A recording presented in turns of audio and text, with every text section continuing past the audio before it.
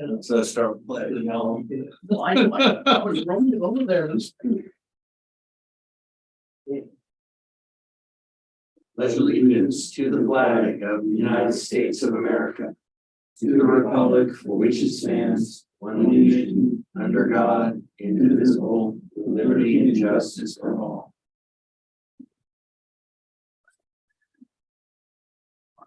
'21. 823.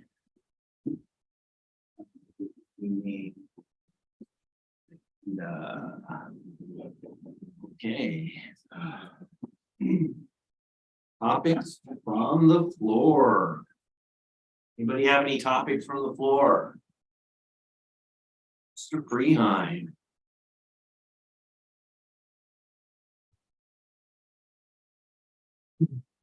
So I watched the joint city council planning commission meeting. Yep. It's pretty clear, parts of it at least, it's pretty clear that you're like, Rodney Dangerfield of St. Helens, that you literally have no respect. And it's kind of sad to see that this committee that's come to that, because it reflects on all of you. But that was caused by, look in the mirror, you did it to yourself. And you did it by appointing someone in part that has been known to lie. It would be nice if you would actually pick somebody who had experience in the topic that you seem most concerned about, which is homelessness. SB 3115, you had an opportunity to pick someone that A is under 60, as if there's a requirement to be 60 to be on the planning commission, and B, someone who actually has experience and knowledge, probably more than any individual, about the topic that you seem most concerned yet, but you picked a sycophant that would go along with you, and it reflects badly on you, it reflects badly on this committee, and I think it's pretty clear that the council thinks about it. I think it's pretty clear how they feel about this committee and how they treated you. I thought it was pretty poor how they treated you. And or you might deserve it. I don't think the rest of your council people do. And you know what, to me, your only choice is, which I know you won't do, is you should resign and take Mr. Casner with you. Wait just a second, Brady. So last week you want me to resign and go back to California, and I can hang out St. Helens? No, you could go back to California too. Okay, so wait a second, I got a question for you. So you came to the city council meeting at the last meeting. Go ahead, sit down for a second. I want to ask you a question. No, I'm not. Public comment, it's just public comment, Yeah, okay. I'm not gonna be. just comment and that'd be. All right, then let's go on to the minutes. The minutes of dated February 16, 2023. Anybody have any concerns about the planning commission meeting minutes dated February 16, 2023?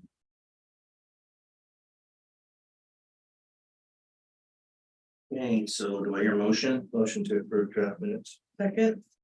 All in favor? Aye. Staying since I was not here. Okay, that's gonna carry then. And then the planning commission city council joint meeting minutes dated March 8, 2023. Does anybody have any concerns or comments on the planning commission city council joint meeting minutes? Okay, I don't hear any comments or concerns, so do I hear a motion? No motions? I'll move that we approve the minutes for the joint meeting. I'll second that.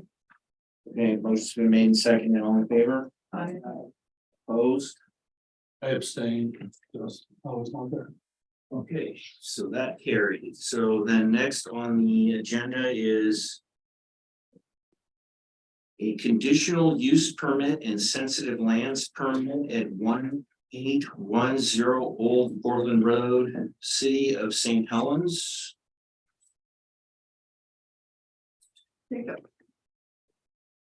Script. Mhm.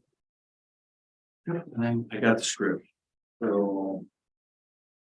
Okay,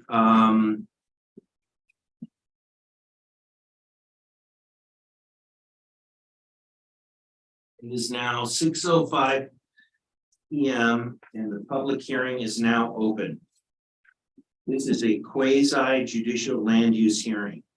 The subject of this hearing is a request for a conditional use permit and sensitive lands permit.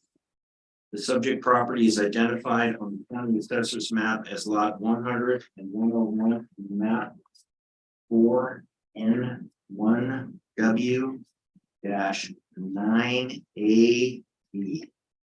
The applicant is City of St. Helens and the owner is City of St. Helens. Because quasi judicial proceedings require the observance of certain procedural formalities, we'll take a few moments to cover some preliminary matters and required statements. Does any member of the commission wish to declare an ex parte contact, conflict of interest, or bias in this matter? Okay, I'm going to take the silence as everyone says no. Does anyone from the audience object to the ability of any commissioner to make a fair decision on this application? Here. Okay, nobody in the audience. Generally, the order of proceedings will be as follows.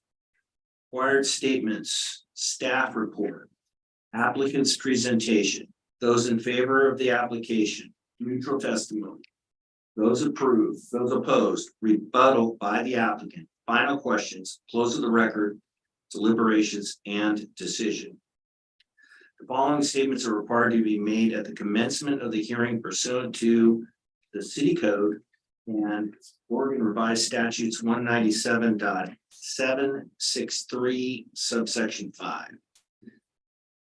The following is a list of the applicable substantive criteria for this decision. St. Helens Municipal Code 17.100.040 Conditional Use Permit Approval Criteria, Chapter 17.46 St. Helens Municipal Code, Floodplains and Floodways Standards.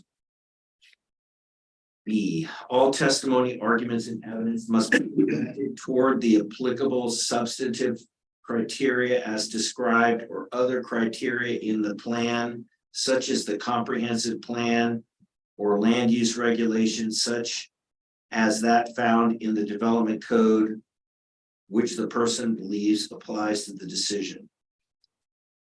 C, failure to raise an issue, including constitutional or other issues relating to the proposed conditions of approval in this hearing, in person, in writing, or failure to raise an issue accompanied by statements or evidence sufficient to afford the approving authority an opportunity to respond to the issue, precludes appeal to LUBA, the Land Use Board of Appeals, on that issue, and precludes an action for damages in the circuit court. Okay, then we are going to now open the hearing, and do we have a staff report on this? Yes, yeah, thank you, Mr. Chairman. This is a conditional use permit, and sensitive lands permit as stated for 1810 Old Portland Road, known for a long time as the FARA building and the big FARA on the outside. Of course, that's changed. Just a brief history on the building. It's interesting. It was built in '73 as a warehouse and sales office. In the 1980s, it was converted to a recreation facility, really associated with the mill for the mill employees. I think at some point it opened to the public. The city purchased a whole lot of Boise property in 2015, including that site. And we established a recreation center there around 2018 to 2019. It became the secondary recreation center when the city established the new one on Gable Road in 2021-22, not too long ago. And now the evolution continues here in 2023. And this is the catalyst of this hearing tonight. Basically, they want to add offices related to something other than recreation.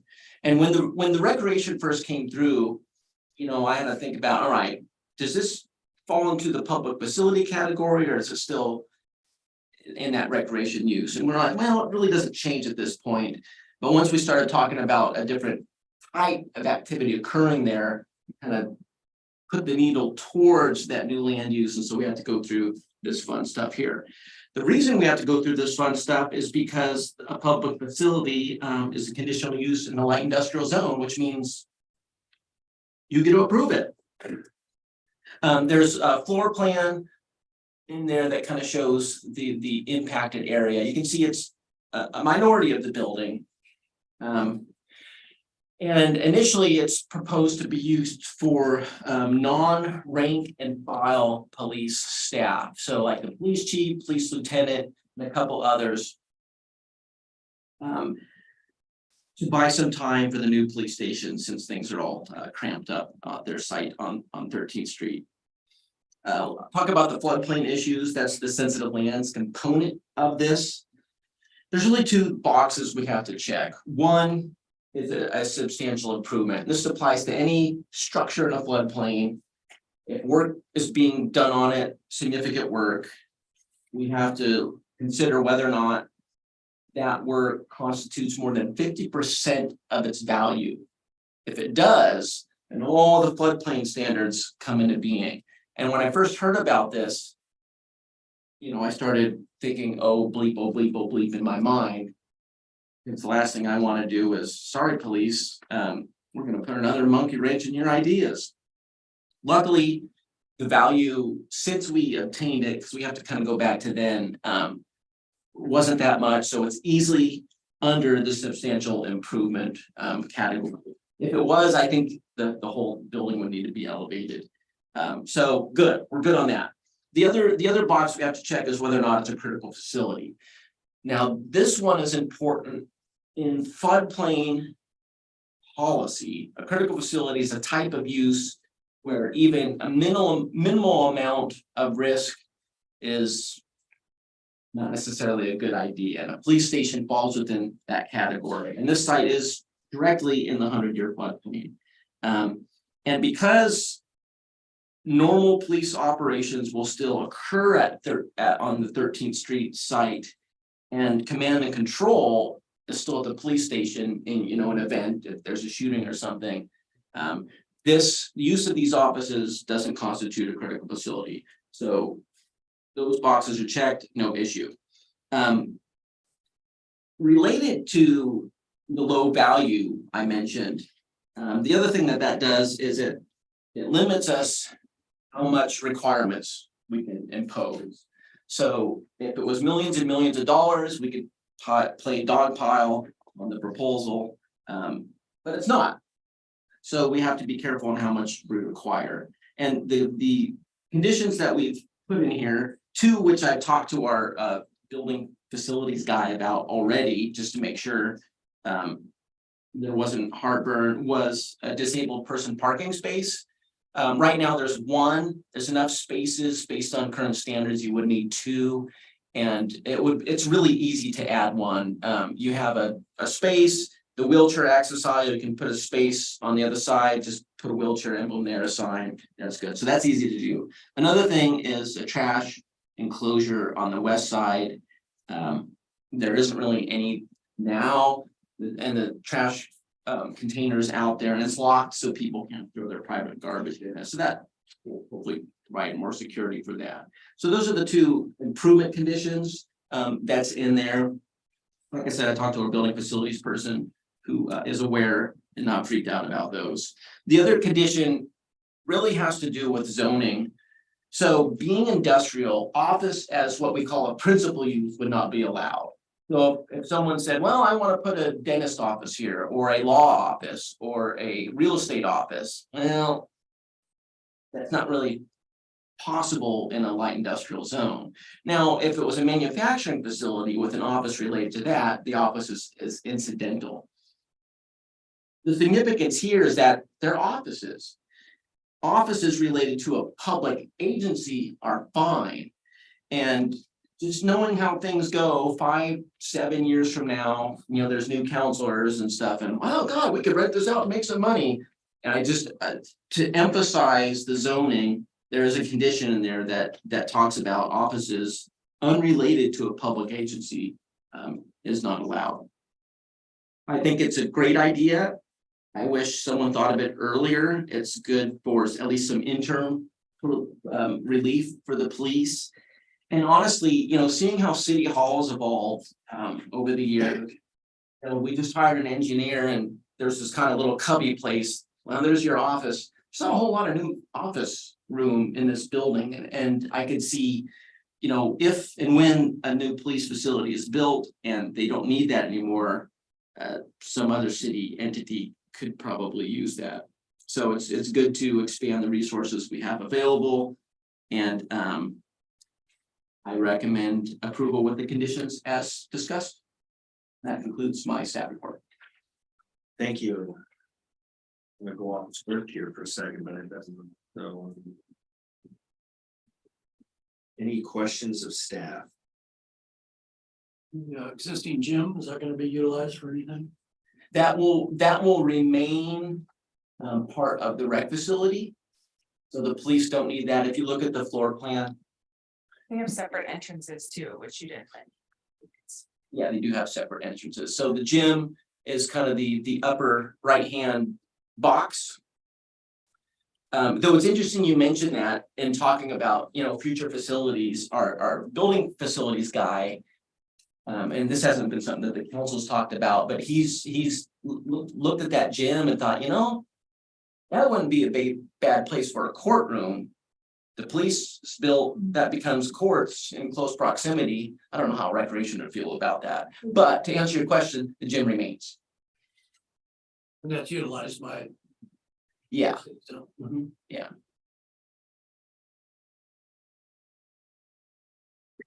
Was Boise industrial property for a while, but then didn't Boise use it as a gym or something like that? Yeah, so kind of like what I mentioned at the beginning.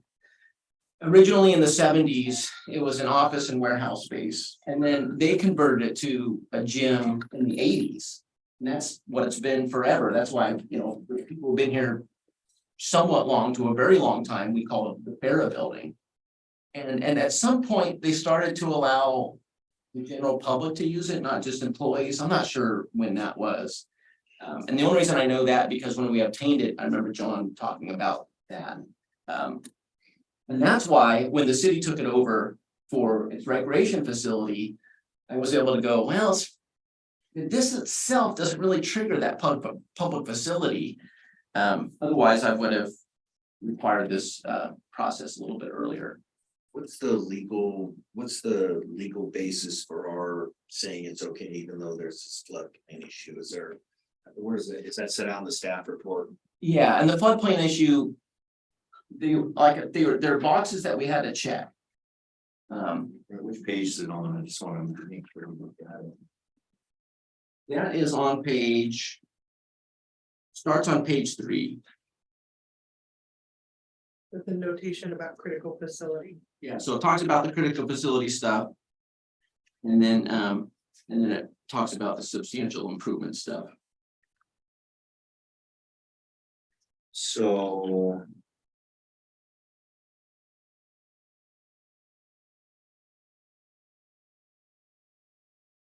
what staff is recommending is that the planning commission make a finding that because the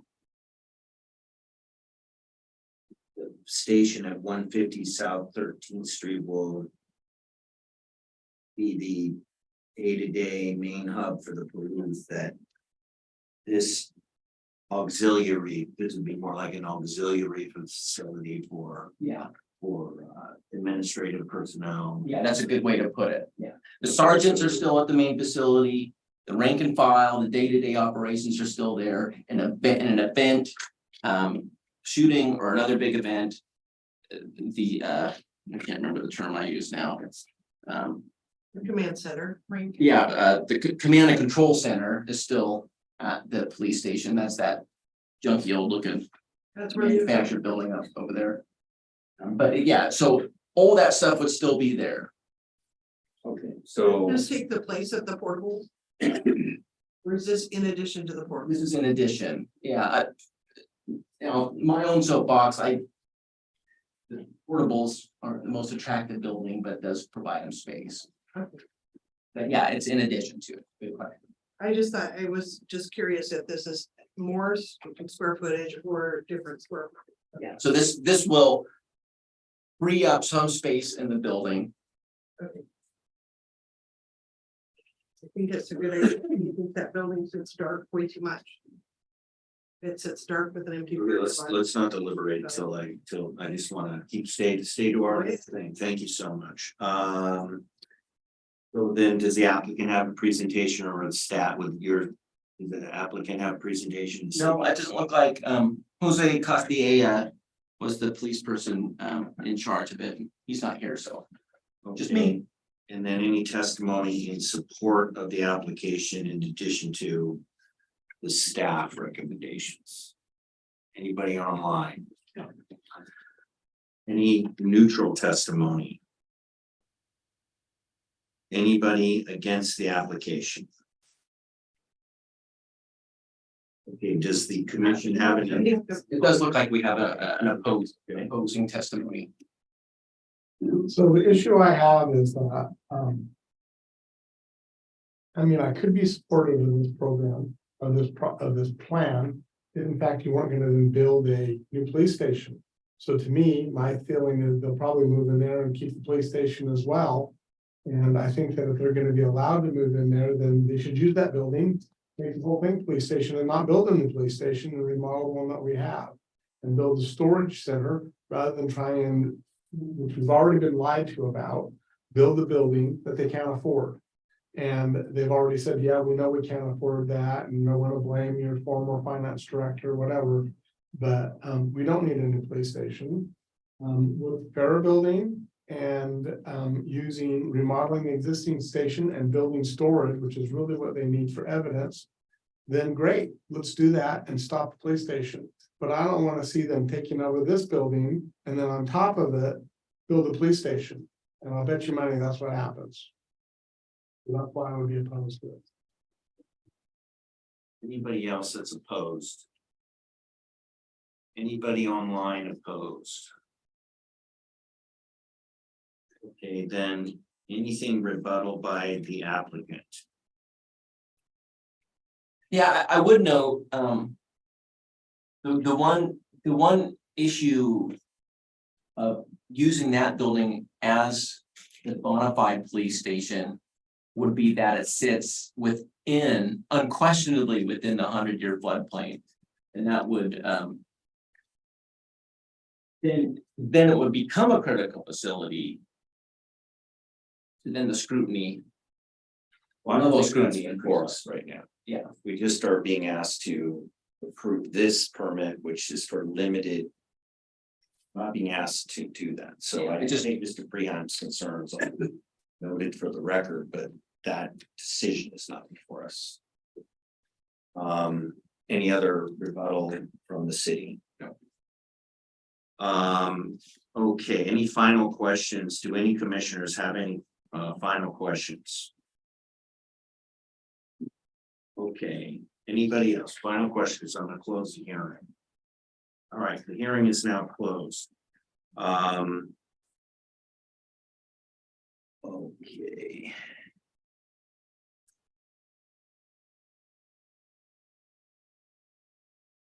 Hearing no further questions from the commission and no further responses from staff, the public record is closed. And this matter is returned to the table for deliberations and oral decision. And then Ginny, you were saying something when No, I mean, I don't like to see any property. It's kind of known for not supporting as much property that the city has acquired.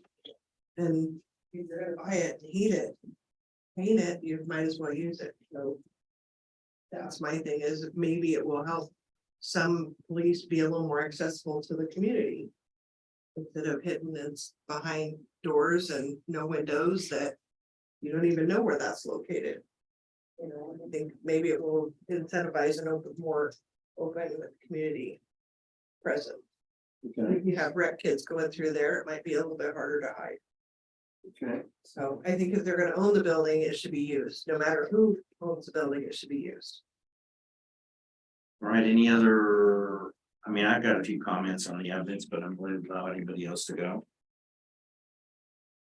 My thought on it was. Is this minimized just to this small section of the building, just so that it meets the criteria? Is the police department really have access to the entire building? I think that it's a great solution and I agree that we wish we would have thought of it sooner. But, yeah, my only things, my review, the application was the trash. Screening and the. Everything the city had mentioned, the parking. Stable parking, carrying those. I have one more question for staff. All right, we'll Does- reopen. Go ahead. I can ask staff questions without opening the You hearing. can? Yeah. Okay, go ahead. The question is, I wasn't too worried about it, but just seeing more regular use. Does the current driveway access and curb cuts meet safety standards for that intersection? And what happens when that intersection gets changed on the border?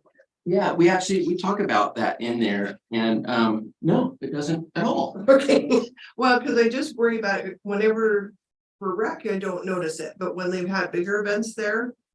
That corner is pretty dangerous. Yeah, it doesn't at all, and because it's. As far as the overall cost is not great, you know, that kind of, how much do you do? And we know in our plans, we have that roundabout. And that's certainly gonna impact that and be an opportunity to upgrade it. But because the diminutive nature of the proposal, we didn't. Is there a way that you can make it one way in, one way out? Not allow the drive-through feature?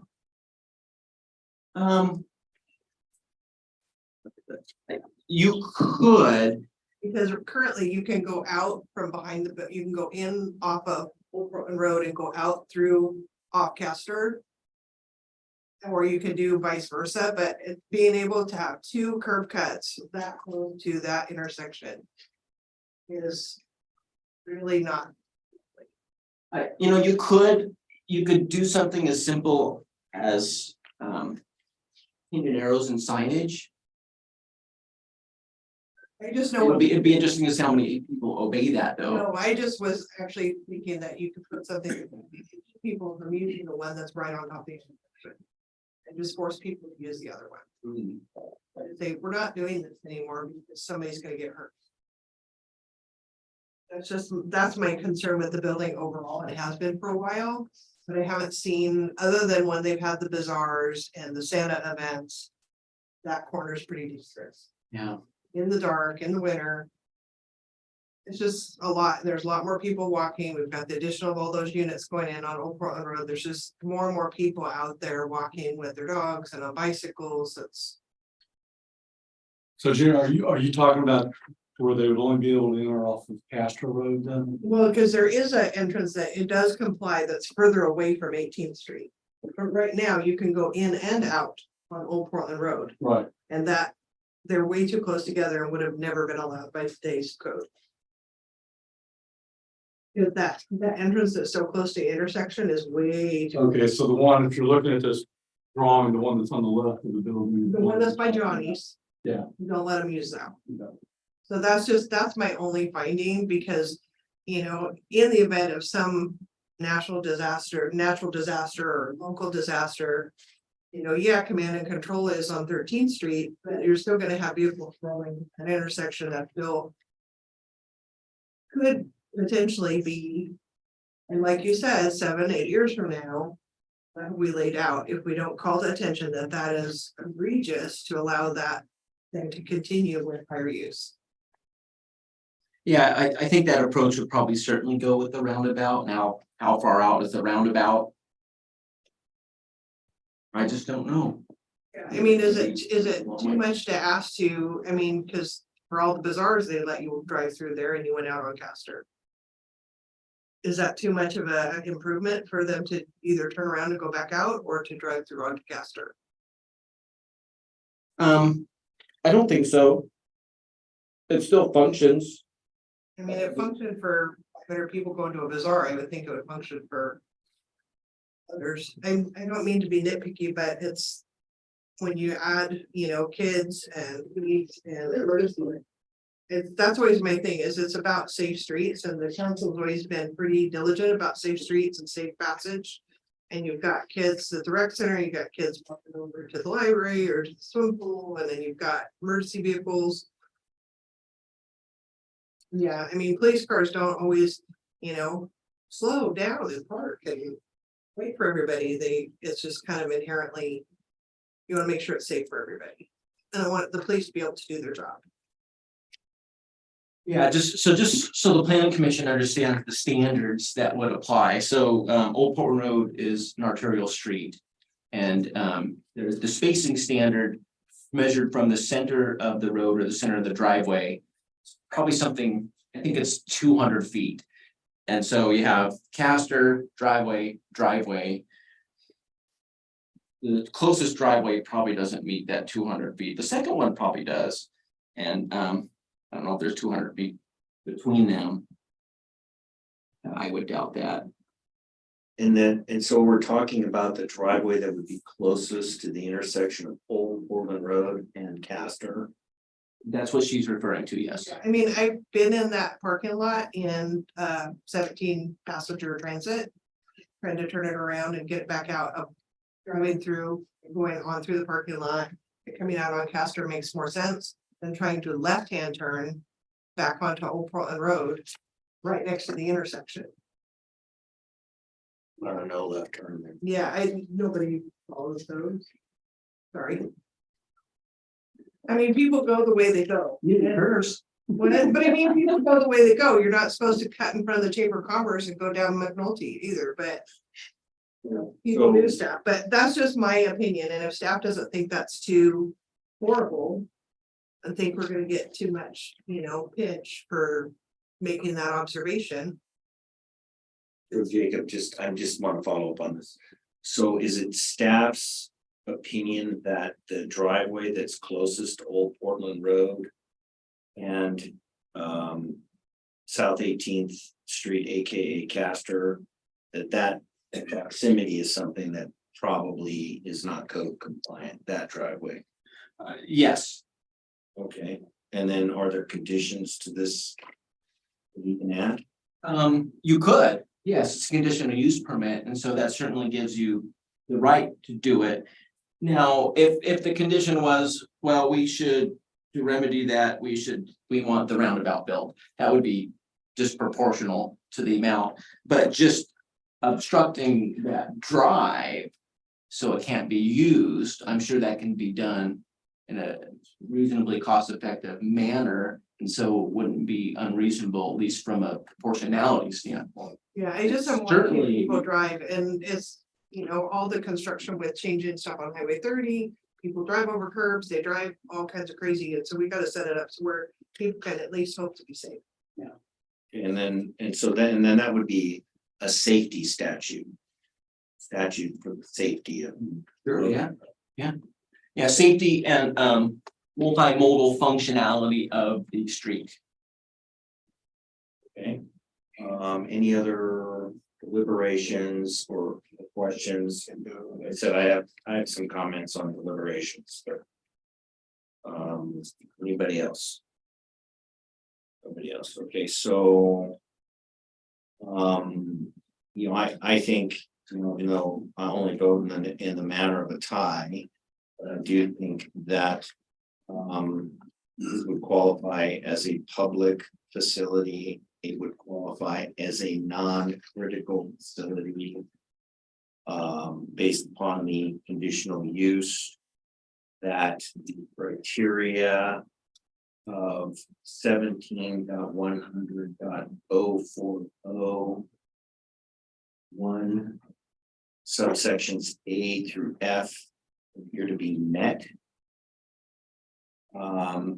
Except, let's see.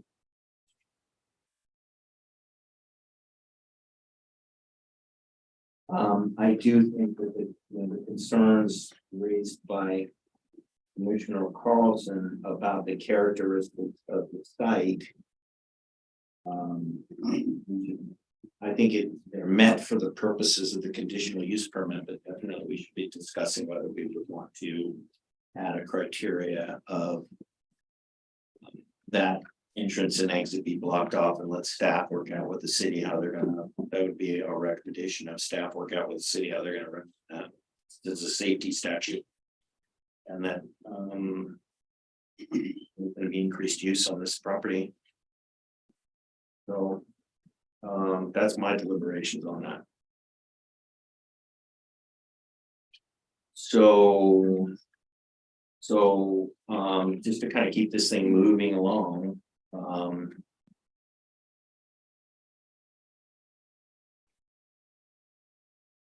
Well, does anybody have a motion on this?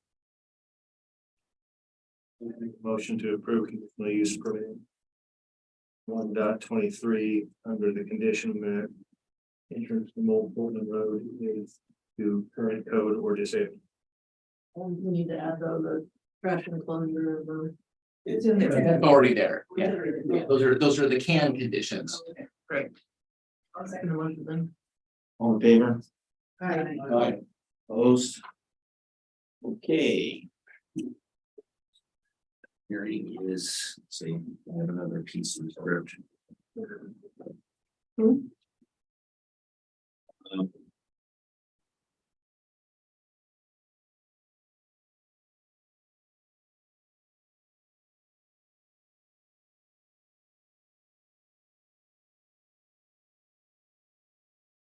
This recommendation by the commission will be considered by the city council at a future public hearing process. So, That is that it? No, that is not correct. that is not correct. That's withdrawn. Okay. Oh, we voted. Yeah, the main thing left is whether or not you would make a motion for the chairperson to sign. Okay, Or if you would want to wait for the next meeting, so you can all look at the findings yourself and then authorize signature then. Typically, We sign, yeah, almost. unless it's super, 99%. unless it's super cold, yeah, usually sign. So then the process moves to the next step. okay. We're not holding them up. You want me to sign? I'll make a motion to sign, and the process can move forward. All in favor? Opposed?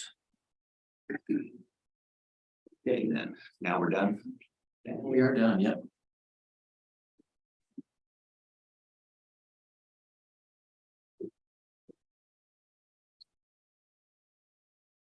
All right, so then we're gonna move on to the next agenda item, which is conditional use permit and variances. Multiplication sign 3 at northwest corner of 6th Street and Columbia Boulevard. Applicant LeGrand Townhomes LLC. It is now 6:39 PM. The public hearing is now open. This is a quasi judicial land use hearing. The subject of this hearing is a request for a conditional use permit and 3 variances. The subject property is identified in the county assessor's map as lot 600 on map 4N1W-4AA. The applicant is James Casey McGurl. Did I say that right? The owner is LeGrand Townhomes LLC. Because quasi judicial proceedings require the observance of certain procedural formalities, we'll take a few moments to cover some preliminary matters and required statements. Does any member of the commission wish to declare an ex parte contact conflict of interest or bias in this matter? Anybody saying they have one? Including, no, and I'm gonna take that as a no. Does anyone from the audience object to the ability of a commissioner to make a fair decision? The audience is silent. Anybody online? I'm hearing no. Okay, generally, the order of proceedings will be as follows. Required statements, staff report, applicant's presentation. Those in favor of the application, neutral testimony. Those opposed, rebuttal by applicant, final questions, both of the record, deliberation and decision. Following statements are required to be made at the commencement of the hearing pursuant to City Code and ORS 197.763 subsection 5. The following is a list of the applicable substantive criteria for this decision. St. Helens Municipal Code 17.100.040 conditional use criteria. St. Helens Municipal Code 17.108.050 variance criteria. All testimony, arguments, and evidence must be directed toward the applicable substantive criteria as described. All other criteria in the plan, such as the comprehensive plan or land use regulation, such as that found in the development code, which the person believes applies to this decision. Failure to raise an issue, including constitutional or other issues relating to the proposed conditions of approval in this hearing in person or in writing, or failure to raise an issue accompanied by statements or evidence sufficient to afford the approving authority an opportunity to respond to the issue, precludes appeal to LUBA, the Land Use Board of Appeals, on that issue, and precludes an action for damages in circuit court. All right, we are now opening the hearing. Is there a staff report? There is. Please proceed. Yeah, thank you, Mr. Chairman. Now, our last one was 7 pages. This staff report is 25 pages. A little bit more to talk about in this proposal. Yes. So this is on the corner of Columbia Boulevard in North 6th Street. Conditional use permit and a trio of variances for a mixed use building. And so the proposal is for one building and site improvements. And it includes 9 dwelling units, 9 apartments. And then some ground level commercial space. The site is an old car wash. The car wash, the building was raised several years ago. But there's a whole lot of pavement there, and that history does provide some system development charge credits, which I'm sure the applicant is happy about. A little bit of history, the Planning Commission is not unfamiliar with this site. They actually approved a 6-lot subdivision back in 2020, but the applicant didn't pursue that and has come back with something different. What you have are 3 lots, and it bring up the site plan. So there's 3 standard 58 by 100 lots in this, and the building's on more or less one, and then the parking lot is on the other 2. And I should have probably provided a zoning exhibit with the report.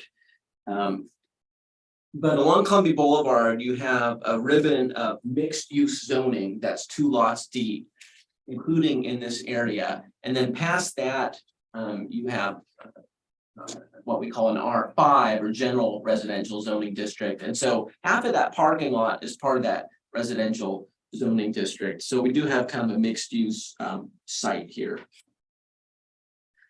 Another thing of interest is across from 6th Street is the Methodist Church built in 1924, which is one of our designated landmarks. It's one of our official historic properties in town. And kind of a tall building, which could matter to you as we talk about at least one of the variances. And another thing, in thinking about this site, it's kind of the north gateway to uptown and downtown, coming down Deer Island Road and Sixth Street. And this is where I would like to get the transportation plan figure up, just to show this. So this is from our old 2011 transportation systems plan, and I just at least wanted to point out the significance of this intersection. So the red lines are minor arterial streets. And the only major arterial street in the city is the highway. And when we talk about street classification, arterial streets are the highest. They're meant for through traffic. That's why we're more picky about driveways and stuff on them. And the reason I wanted to point this out was that intersection right there, Jenny has the cursor over it, is one of very few intersections, non-highway intersections in town where we have two arterial streets coming together. The other non-highway one examples that we have are Gable and Old Portland Road and Millard and Old Portland Road to the south of the site. And so just that alone provides some uniqueness.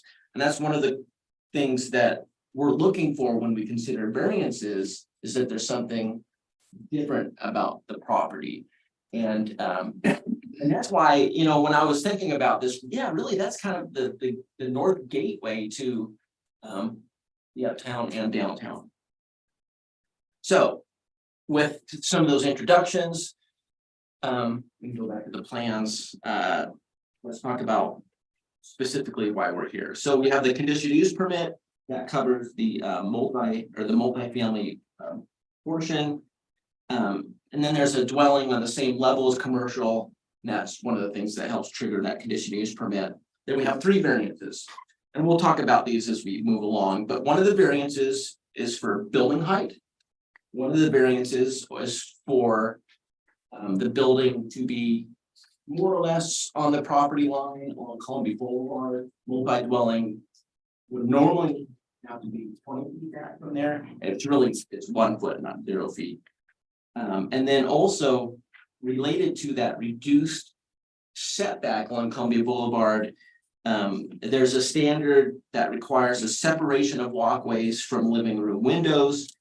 And you have 1 foot there instead of the normal 7. We'll talk about that pretty soon. So there's a lot of details in here.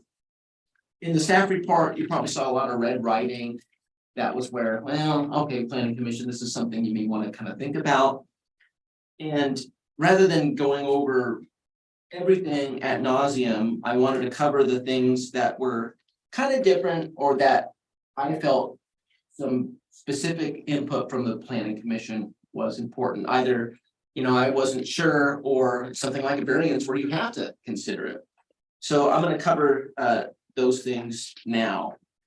The first one really gets super deep into the weeds of zoning. So I apologize for everybody for that. It has to do with what's listed in the zoning district. So now we talk about the definition of shopping plaza versus shopping center. These are both separate land uses identified in our development code. The shopping plaza is 2 to 7 business units together. And then a shopping center is 8 or more business units together. And what we found was weird in the mixed use zoning district is that it lists shopping centers, but it doesn't list shopping plazas. So it says you can have the bigger one, but not the smaller one. And that's kind of weird. And this is something we talked to the applicant about early on. We said, well, it's kind of odd. We'll have the planning commission have a ruling on it. So there's 2 things you can do with this. And we've found weird things in the code here and there. And you know, if we thought they may have been errors or something, we fixed them, and we fixed a lot of stuff over the years. But there's a lot of code, you can't catch everything. So you could say, well, you know what, we think this really matters and is important. And require that only one business unit be allowed. So the commercial space, which they propose to be up to 3 units, you could say, well, this is kind of weird, but that's how the zoning is written, so 1 business unit. The other thing you can do is acknowledge, well, the mixed use zone, and sometimes when you're searching for an answer, you look at the purpose statement of the zoning district. And in the mixed use zone, it talks about the market deciding, and that it's a mix of uses. So if you consider that the purpose statement, well, does it matter whether it's 1 or 3? And if you were okay with allowing 3 units, it does set a precedent, but I don't think it's a dangerous precedent. So anyways, that's one of the weird things we got to think about. And if you have a problem with the zoning, then you simply restrict to 1 unit. 1 business unit instead of up to 3 as proposed. So that's one thing. The first variance we talked about was building height. This is another kind of unusual thing about this zonings district. So because it's a multifamily building, having 3 or more dwelling units within, the zoning says, okay, well, you have to comply with our apartment residential standards, which caps your building at 35 feet. And just for context on that height, the apartments being built along Gable Road across from Walmart are more or less 35 feet. They did get a variance to go a little bit higher, but not too much. Now, if this wasn't a multifamily building at all, let's say it was commercial or just a bunch of offices, then 45 feet would be allowed. So 45-foot building is not unheard of in the zoning districts. It's just the weird thing where if it's multifamily, it drops it down to 35. So the variance is to propose just under 45. And thinking about the variance, I think one thing to consider is that gateway concept that I talked about. And I don't know how tall that church is. I was kind of looking at it. But it's pretty tall, and you could say that the church and another tall building kind of helps create that gateway in a sense. And it's as far away from the residential zoning district as possible, which is going to eliminate excessive shadow casting of the building and stuff like that. So those are some of my thoughts on the building height variance. The second variance to allow the 1 foot setback instead of 20 along Columbia Boulevard. This is another thing where if it did not include the multifamily component, it would be allowed to have a 0 front setback. But once you include those dwellings at 3 or more, then these other standards come in and then, okay, well, you're supposed to bring it back 20 feet. You've seen these kind of variances before. And here we go again. So they propose 1 foot, and the 1 foot is just to allow the eave not encroach into the right of way. And in this case, just be the prominence of that intersection and bringing the building to the street. I think there's some argument there, but also, 9 dwelling units. If I lived there and I had 20 feet between me and Columbia Boulevard and wanted to hang out some of the open space, I would probably be on the other side of that building with a little more shielded from the street. And so putting that building closer to the street optimizes some of the sanctity of the open space for the residences, if you understand what I'm saying. So that's kind of something to think about. Of course, you can draw your own conclusions. I'm just giving you my own thoughts as I thought about this. I should also note, so they have a dwelling unit on the ground floor, which is triggering some of these setback issues. And the reason they're doing that is to avoid having to put in an elevator, because they are required to have an accessible unit. Now, bringing that building close to Columbia Boulevard, what that does is it puts the windows close to Columbia Boulevard and puts the windows close to the sidewalk. And we have some separation standards when we talk about multifamily development of distances of parking lots, walkways and stuff from windows. And there's a higher standard when it's a living room on the other side of that window. So the normal standard, and this would just apply to the unit Jenny has the cursor on, that's the one dwelling unit. The other ones on the ground level are commercial. And they have a window proposed on that wall. And I think any resident would want to have a window there. That's your south facing exposure. And if you have houseplants, that's the good place for at least sun loving houseplants.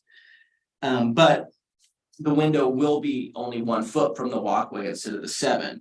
That kind of goes with the setback. So that's another thing that you need to be cool with for this proposal. So those are the variances. Now, some of the other things, this is one the planning commission has ruled on many times. I'm assuming it will be the same. But so there's intact curb and sidewalk along Columbia Boulevard. It's in okay shape. We have standards that call for a different type of development with street trees and stuff along there. But the planning commission has been pretty consistent in saying when the sidewalks are attacked, that you would not require the new standard.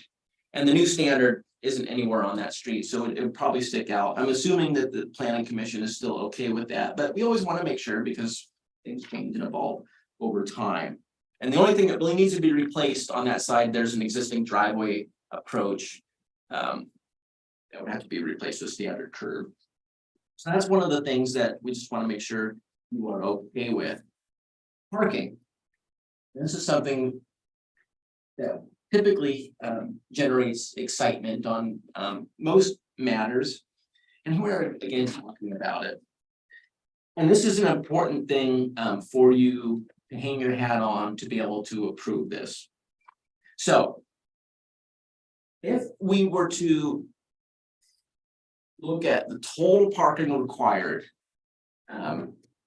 just based on basic standards, we would be talking about at least 26 spaces, and that's a combination of the residential and non-residential component. 18 of those are for the dwelling units, 2 spaces per unit. Now, we could assume 8 spaces for the non-residential unit if we consider 1 space per 350 square feet of gross floor area. The reason that's mentioned in here is that covers most of the potential non-residential uses possible. There are some that have a much higher count, like a restaurant, but then you have a huge parking lot. So that does kind of include the bulk of potential uses. And that's why we assume that. We do have a condition in there that provides that cap though, if you're okay with how the parking is being handled. So 21 off-street parking spaces are proposed. Like I said, 18 is the amount for the residences. So that leaves 3 spaces off-site for the non-residential use. So then what about the 5 other spaces? What are we going to do about that? So in the code, it allows the decision maker to consider shared parking in commercial districts. And it allows that when the hours don't necessarily conflict. So that's a consideration. And, you know, is 3 spaces enough for that? I don't know. But I think the equalizer could be on-street parking. The city's plans do contemplate on-street parking for both streets. Some of the dimensions that the applicant has on there are not correct. He has them at 18 feet long, and for parallel, it's different. They need to be 22. The main thing is these street segments, they still have to go through engineering, assuming this gets approved, and that could change a bit. But it's probably safe to say there could at least be 5 spaces along both streets. that makes up that difference to get you to that 26 spaces. And so I think if you're comfortable with the adjacent on-street parking making up that difference in that residential commercial mix, then you're okay. It's not something that you have to do, it's something that you may do. So that's the parking element. Some other things to consider, the ground floor unit, if we can go to the floor plan. So we have standards for multi-family development where the units have to have private space and shared outdoor space. And for the ground unit, they have a lot of space around them. But if the only door to that unit is from Columbia Boulevard, it's not necessarily the most tranquil opening to access that open space. And so, one thought was, well, do you require a second door for that unit, just for their open space access? Now, the other thing you could do, and this is allowed by the code, it's not forced, it's something that you may consider. Our code says that the decision maker can dismiss private and shared outdoor requirements if there is open space accessible to those folks within a quarter mile with a pedestrian path. In this case, you have 6th Street Park easily within a quarter mile, as well as Godfrey Park. So you could say, well, you know what, we don't care. The parks are close enough. We're not going to worry about the mandated private and shared open space for the proposal. So that ground floor unit, that's a thing to consider. There's also a usable outdoor recreation requirement. The landscaping plan that they submitted is preliminary. It shows all the area that we need, but the plant specifications aren't there. And that's okay for at this stage of the proposal. But if you think there should be shared outdoor space and the minimum area would be 1,800 square feet, then you would mandate lawn, that much lawn as part of it.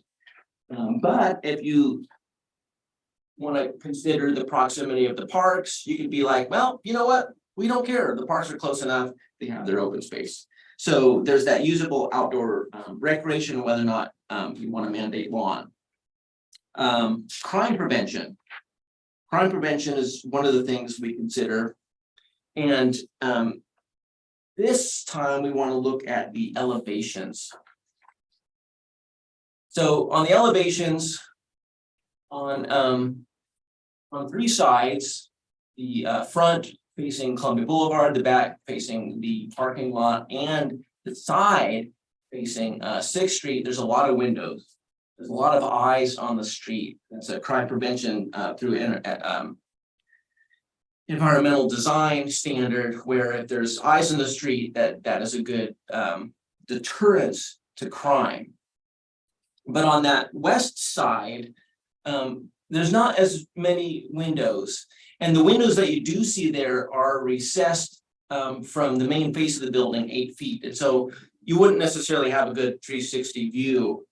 And so one of my thoughts was, well, from a crime prevention standpoint, should there be additional windows or glazing, as we say, on that side, or additional lighting?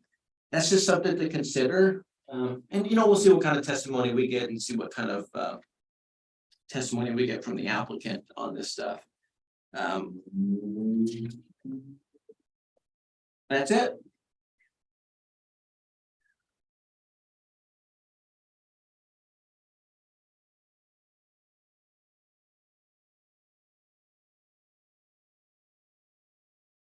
Please remember that we can ask questions at this time, but cannot deliberate until after the public hearing is closed. That said, do any of the commissioners have any questions of staff?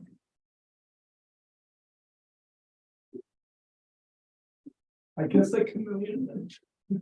Okay, go ahead. The only question I have, and I'm not sure if this is a question or deliberation, it's a question. I know that intersection fairly well, and it's a fairly busy intersection, and a lot of people use Sixth Street to get out and go out that way. Having the building so close to Columbia, does that, are you worried about anything in terms of restricted view for vehicles coming out on that intersection? Yeah, so that's a really good question, and so this is, I don't know, version number 3. Discussing this design started back in the fall. And well, it started years ago, and that was something that we really hammered on. And that's why they're showing that vision clearance triangle right there. He just pointed it out. Okay.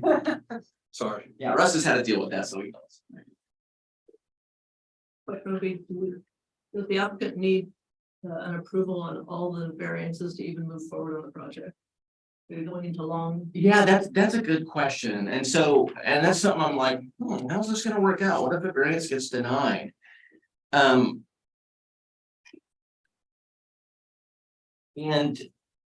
how much does that change the proposal? And it is even the same proposal. And my thought was, well, we'll see what happens and then go with the flow. But let's say, for example, you're like, well, we don't like the building height. I can reduce the building, remove units, and it's not that different.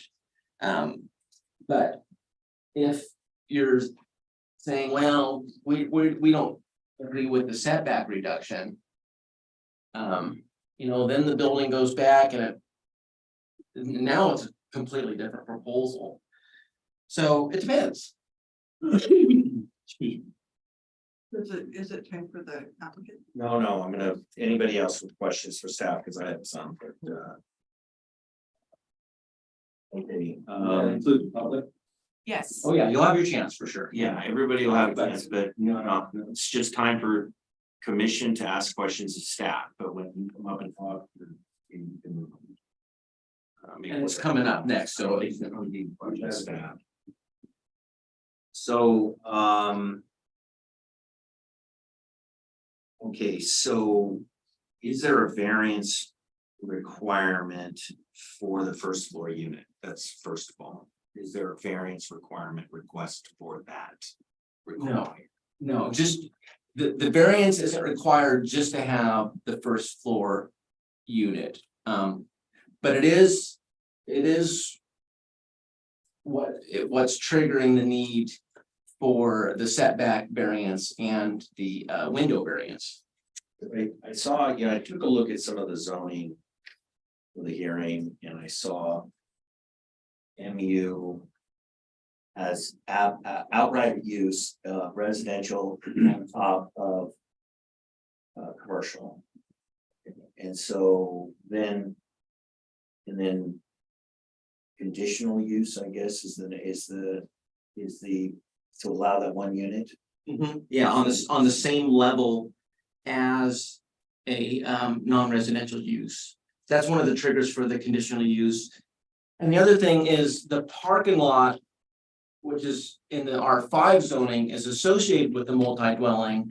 And in the R5 zone, multi-dwelling would require the conditional use permit. So that kind of contributes to that conditional use permit. Yeah, I just kind of want to try and figure out a little bit. And so staff's opinion is that the unit on the first floor does not require a variance. Yeah, just having the dwelling unit on the first floor, notwithstanding other things, just that phenomenon of itself does not mandate a variance. Okay, and then R5, is that where so I took a look at this map on the zoning map. And it looks like the R5 lot? Is that where the parking lot's gonna be? It's basically half of the parking lot. Okay. Yeah, And with, so no buildings are located on the R5 lot? that's correct, yeah. Okay, and then is parking allowed on an R5 lot, parking lot? Yes, I talk about that in here, That an allowed use of a R5? I'm just trying to make sure we have a path to actually do this. I'm like, I'm double checking some. The legal path. Oh, okay, so, in the R5 zone district by itself. And this is why I said the parking lot. Related to the multi-family structure. Is one of the triggers to the conditional use permit. So a parking lot as a principal use. So I want a parking lot and this is all I want. This is the dedicated use of this property. That would not be allowed in the R5 zoning district. Multi-dwelling units are allowed conditionally in the R5 zoning district. And what we're saying in here is because that parking lot is associated with that multifamily use, as long as it's approved with the conditional use permit, then it's okay by zoning. Okay, so. I just want to make sure. Some of the other questions, so then. On the MU, the MU 45 feet is allowed. And then you're saying that because. It has a certain number of residential units. It then needs to comply with apartment residential. That's correct. Yeah, and this is, it's in the mixed use zoning district, so if you go down to the standards, it says multifamily dwellings. Shall comply with the AR standards. And the AR standards is what brings you down to that 35-foot height. Okay. And then when we get to the AR standards, there's a setback requirement. That's correct. And again, multifamily development triggers that standard. The apartments along Gable are a good example because in the highway zoning district, there's a maximum height of 40 feet, I think. No, that was general commercial. There was a maximum height of 40, 45, something like that. But because they're multifamily, it was that 35 that came into play. So similar issue here.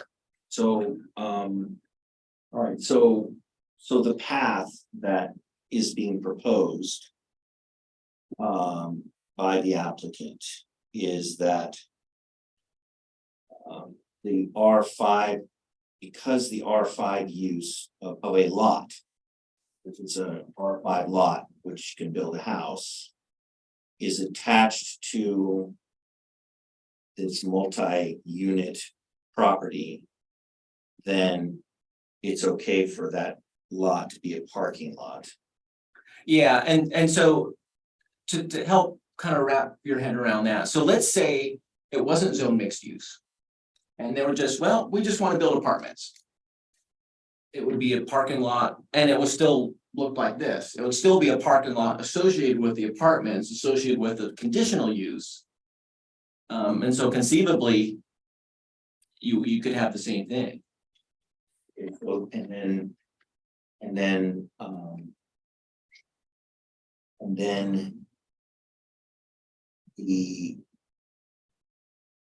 Then in addition, so the path is the R5 will become a parking lot.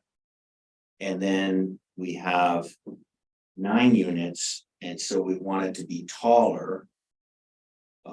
Because it has to comply with apartment residential, but needs to be, we want it to be taller.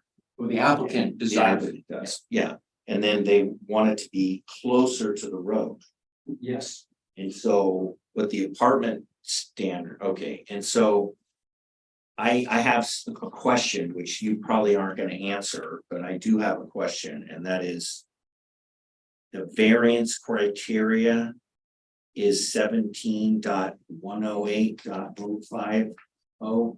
That's the variance criteria.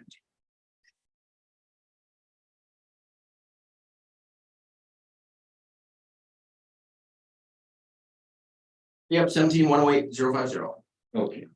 And then once we grant variances, if we grant variances, then we go to conditional use. Well, it's all kind of tied together. So it's kind of a package. You have the conditional use and the variances. Now, how you organize your decision. That becomes a good question. You know, you may want to decide to tackle each variance independently, see where you're at. And then you know where you stand with the conditional use permit, or you may want to just do it all at once. I'll kind of leave that to your discretion as the planning commission. So But you do have 4 separate official decisions to make technically, so 4 files. on the issue of criteria for granting variance, and I don't know if this is something staff can answer, but under 17.108.050 E, there are special circumstances that exist which are peculiar to the lot size or shape, topography, or other circumstances over which the applicant has no control and which are not applicable to other properties in the same zoning district. Okay, and so is it the applicant's choice to use these lots in the way that they are and asking for the variances? In other words, they have a group of lots, one zoned R5, one zoned MU. They're choosing to put a parking lot on the R5 lot. They're choosing to build apartments. They're choosing to put these apartments closer to the road. And they're choosing the building height. Is that your understanding of the application? Yeah, I didn't put a gun to their head and say you need to apply like this. This is, yeah, this was their prerogative. And what basically what happened is, you know, we talk about the standards, they present something and I say, okay, well, for this to go forward, this is your grocery list of land use permits. And they said, okay, we'll go forward and here we are. But we as a commission would need to make a finding that 17.108.050 B has been met as one of the criteria. Yeah, and that's one of the principal ones, and that's the reason why I brought up the intersection. In the transportation plan. Because it is unique in that it's one of the very few intersections of arterial streets, non-highway intersecting arterial streets, which is definitely something that's unique amongst many other properties. And what is, if you could expand on that, what is the reason that you're making that observation for the benefit? Oh, sure. Well, I'm simply looking at our good old 2011 transportation systems plan and looking at the street classifications that we adopted more than a decade ago. And if you look at the red lines, this is one of the properties at the intersection of 2 red lines. And you see a lot of intersections with blue lines or black lines, but you don't see a lot with red lines. And those red lines are those minor arterial streets. Are there any other questions? I don't have any further questions of staff at this time. Are there any other questions of staff? Okay.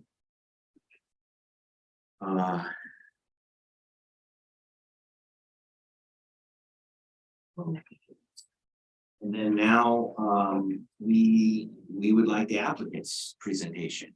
Who's here to speak for the applicant? Yes. Come on up. Let's do this. I think I know that the applicant has a reputation as a reputable builder. Is that true? I think so. Okay, excellent. Or. Second half of this, so, Can we get your name? yes, my name is James Casey McGurl. With McGurl Design and Architecture.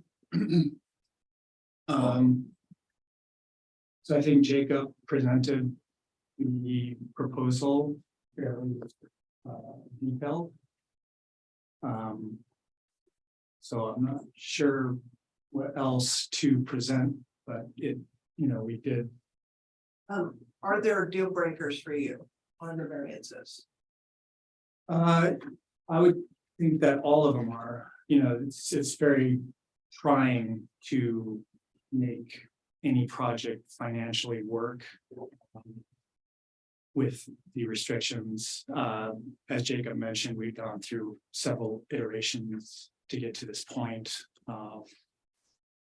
And, we fought hard with density. For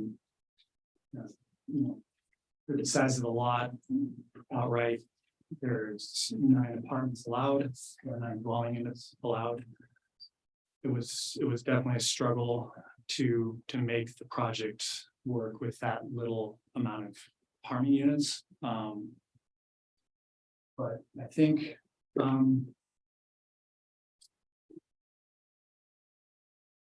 it's definitely a challenge to make the architecture work.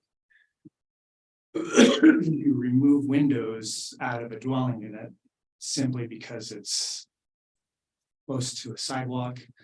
But if that isn't allowed, made for a very interesting facade. Yeah. Take windows out. So.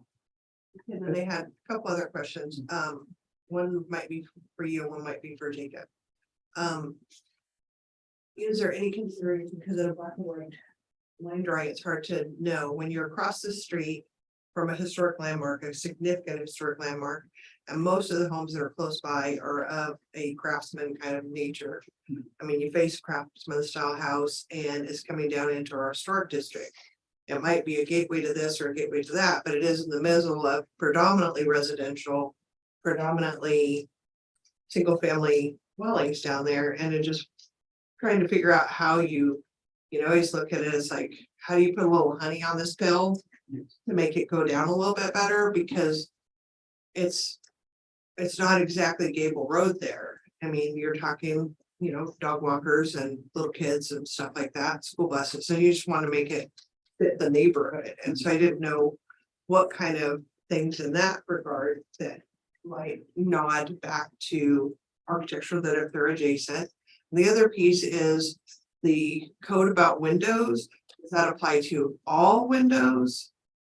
Or I've noticed a lot of houses putting in those elevated windows now that allow light in a home but are not a view window. You see what I'm saying? Yeah, the code is silent on that. It doesn't delineate, like, because I mean, a lot of times I live in a house that the bedrooms are along Main Street. And so the developer chose to put in, they had these big giant windows cut in and they made them half the size. So then people walking by couldn't see my house, but I still had the light. I just didn't think of that. Just thinking about ways that you can improve the facade, something that doesn't apply to you because we're in the middle of talking about facade improvement, about ways how we can be. I think people would pay more, people would want to live there more if the building looked nicer.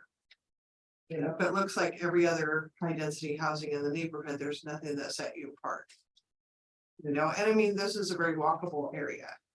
I've lived down in this area most of the time. I lived in St. Helens, and being able to walk and not be on Highway 30 and have sidewalks and stuff's pretty nice. Did you have to send out notices to all the neighbors within a certain number of feet about the development? 300 feet. Yeah, it was a huge notice area. And just before I forget, it's windows within 8 feet of the ground level are the ones where that separation applies. For residential units, not the commercial Yeah. unit. Not the commercial. Right, but he has a residential unit Yes, on the end. just the one on the end. Yeah, I Right. just want to clarify. They all I'm look just, the same I'm here. just thinking about making it light inside, just as somebody that's aging is, and just the cost of energy, just making sure you have enough lights, windows in your house, enough lights, ways that you can bring light into the units to make it healthier for the people that live there. And one of the challenges we had was to consider Columbia being the busiest street and actually putting the living room on that side, so the bedrooms were on the opposite side. Right. And so It's a mix. the living room is what's triggering window issue, and so it's The like. other question is, does the door have to open on Columbia or could it open on Sixth Street? So we, to maintain a certain look, we had doors all along Columbia, but the actual main entrance is off the north side. And so that would be possibly a door to their yard, to the front side yard, or the way we have the unit designed, there could be another entrance to the side yard, midway of the building, but certainly the door could potentially go away. Yeah, I just was thinking as if you have business, you don't want anybody thinking they're a business. Yeah. The other piece that we've had in this town, and whether it applies here or not, just put it out there. Depending on how rentals go up and down, slack market, busy market, the people living in storefronts. And so we just want to make sure that we really clearly delineate, this is a living unit and this is a work unit. That kind of thing. And so I just thought it's really clearly delineated that this is a residential door versus a business door. And that could be something, you know, if the windows into the units, if we had to get rid of it, you know, we could always look to break up the symmetry. Right. and Make it parts. not look, not Right. like a place to like, oh, make it pretty. And we did minor moves towards that by putting landscaping in front of it instead of hardscape, but. It's still a small space. Right. Square feet of the commercial spaces. I think they're all by 900, The apartments are gonna be, about the same, yeah, okay. slightly larger because of the hall. There are 2 bedrooms, They're all, yeah, 2 bed, 2 bath. 2 bed and 2 bath. Wow. I guess my only question to you at this point.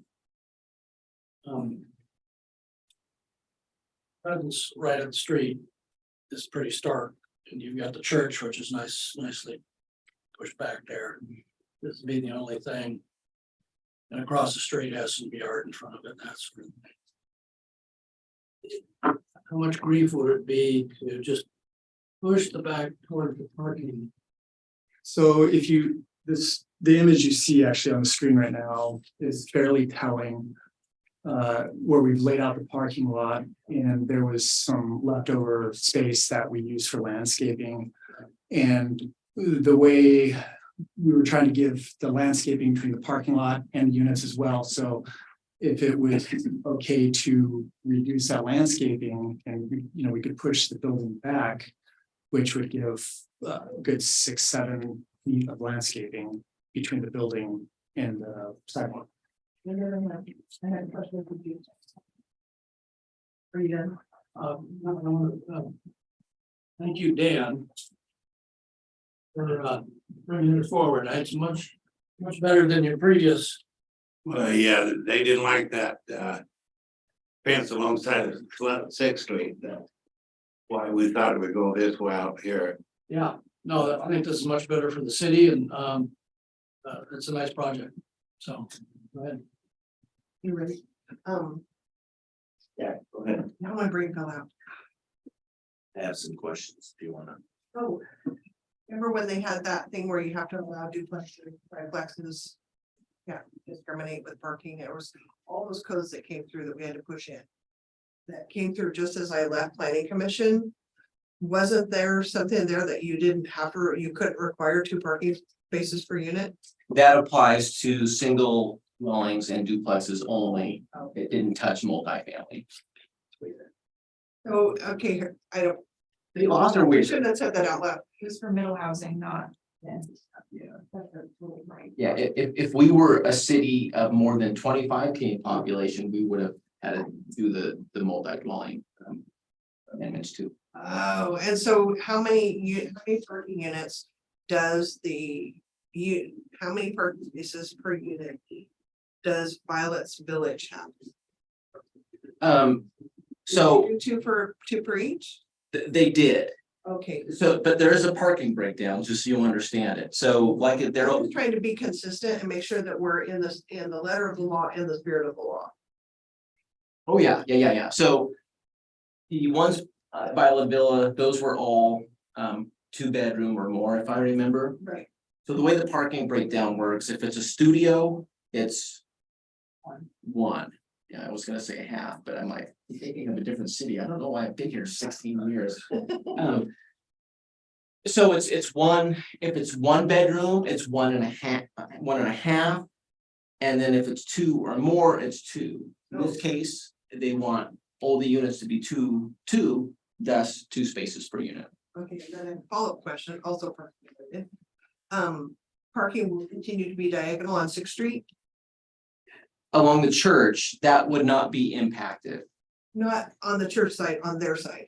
They probably, All right, the follow-up question is, could they approve their side of the street to look more like the arrangement on the other side of the street to net them more parking? if engineering bought off on it. And if we could still fit the street trees, I think it's possible. I just thought, I'm just thinking about Sunday mornings and trying to make sure that there's enough parking. Because if they're gonna borrow from the street on weekdays, which there's no issue on weekdays, but on Sundays or somebody gets married or something, there might be an issue with parking. There's an issue on weekdays with the preschool. Have you driven by there when the preschool's doing? Right, but they're not parked on the other side.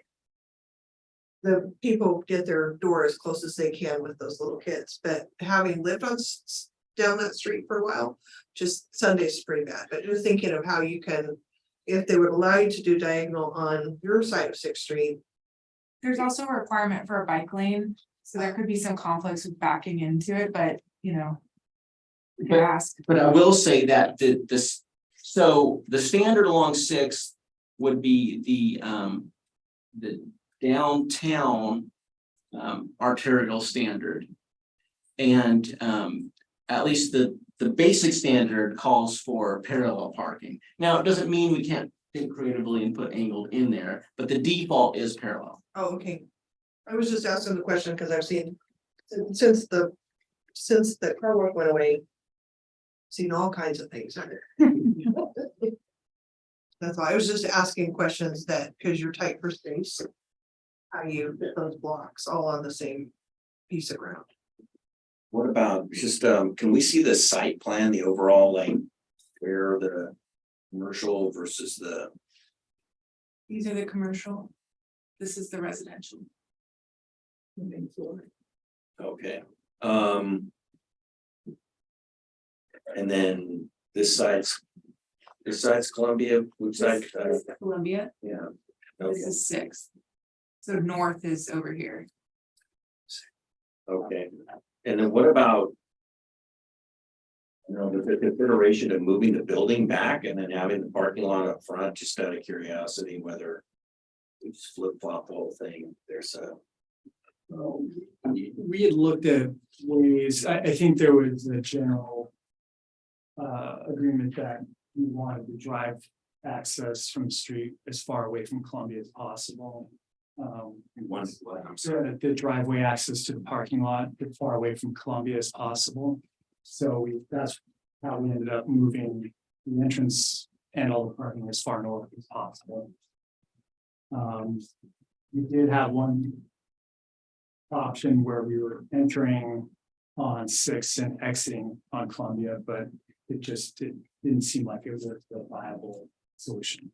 Some room issues and some merging issues there. There's also public utilities in this area. There's a public sanitary sewer and storm line that would prevent you from building a structure on half of the R5 lot, right where my cursor is here. So there's a public utility easement. Okay, so then that kind of answers one question, and that is, so the use of the parking lot. Or the R5 lot. The applicant has no control over where the sewer line is, so that would then be a limitation. On the R5 lot, right, so that piece can be.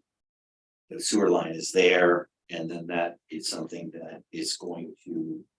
It's peculiar and unique to this lot of which the applicant has no control. And where does that sewer line run? It's kind of, if we're looking at this, there's storm and sanitary sewer in that lower right-hand corner that Jenny is circulating. Quarter. Right, so if one just wanted to build on that R5 lot. Would there be some major constraints to building Well, one. you couldn't put a building there. Okay, so. So then that takes, that checks off that box on the R5 lot, and then that also. Checks off why the structure needs to be pushed forward. Some. On the variance. Okay, and then Russ had asked a question about pushing it back a little bit, Russ. Well, I was just- About, I was just concerned about the presence, right, structure right at the. Along the sidewalk, yeah, and I don't, trees are nice, I appreciate how they've utilized the site, so, if it could be pushed back, but I think it would be it would wipe out the planting they've got. It would be beneficial for the parking lot, have that planting of trees there. And, buildings right on the street, you go downtown here, they're all right on the street. it is I don't want to deliberate. Okay, any other questions any other questions at this time? Because let's keep the hearing moving, we can deliberate. I got one more. Okay. The building that the liquor store is in now, how tall is that building? Come on, There's 2 stories. Get out my tape measure. but it's a tall 2-story, isn't it? But they What said it's all too. it's 10 foot higher than the gable is. Understanding the base of the gable apartments under construction. That is a job, but I mean, I'm just trying to think about consistency, because that building is there and it's right at. Right at sidewalk.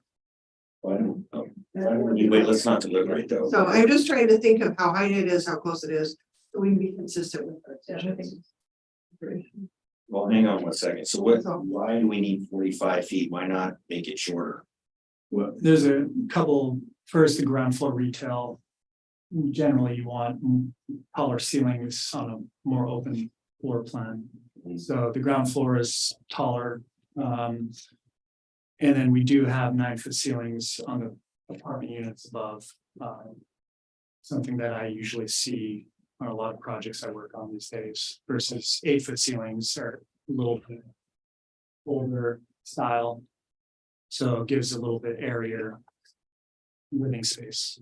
So there's no way to make this and I guess this would be of staff and the applicant. Is there a way to make this just an apartment complex and move it back a little bit? Get rid of, I think an MU. I think you can have a conditional use of residences. Yeah, there's nothing that says it can't be 100% All dwellings, yeah. Right. And then. So is there a way to work with this site? So is there a reason why do I mean, commercially for your business interests? Do you want the commercial sites or do you want to make it all residential potentially? I would leave that to Dan. Okay, Make that all right. So The then, answer that you want to do. But number one is. You allowed only so many apartments on that property. And to do the commercial. It just pencils out to build it that way. Rather than just drop it and just do 8 units instead of 9. It just, that's the reason the commercial is in there, and we was told. That. The commercial would be good to be there. And so, we've been working back and forth with the city, talking both ways. And this is what we came up with. okay, so some questions is that. I drove by this site and thousands of times, right? I'm just trying to think. I'm not in business and you guys are in business of you build this thing, you're gonna sell it, somebody's gonna have to rent a commercial unit. I don't think there's any other real commercial properties in that area. You know, yeah, but I mean, there's no other like, Well, there used to be a car wash sitting right there where they're building. On the commercial, the tenant does all the improvements, so it's cost saving to build commercial on the ground floor, right? Because the inside improvements of the commercial is tenant improvements. It's helps kind of like defers the costs until somebody's. Mix is good too. So what staff's thought on? Our Main Street corridor includes this, you know, our downtown association, our Main Street Alliance, this is part of their economic development district. Right, but I mean, what is, okay, and then what is staff's comments on, the applicant's concern about being limited in the number of units if it was all residential? He seems to think he cannot build 10 or 11 residential. The maximum, they are achieving the maximum density allowed. I talk about this a little bit on page 4. Where the mixed use area gives you 7 units, the R5 area gives you 2 units, 9 units total. If they wanted more than 9 units, they would need a density variance. So what they're doing is they're maximizing the residential density potential and then adding a non-residential component to it. Okay. All right, I don't have any further questions. Anybody else have any questions at this point? Okay, and then anybody else? Okay, thank you very much. I appreciate it. We'll find out more questions and see if anybody has something to say against this. So anybody else here? We have the applicant's presentation, and then please, anybody can come forward now and talk about testimony in support of the application. Support. Anybody online with support? No. Okay.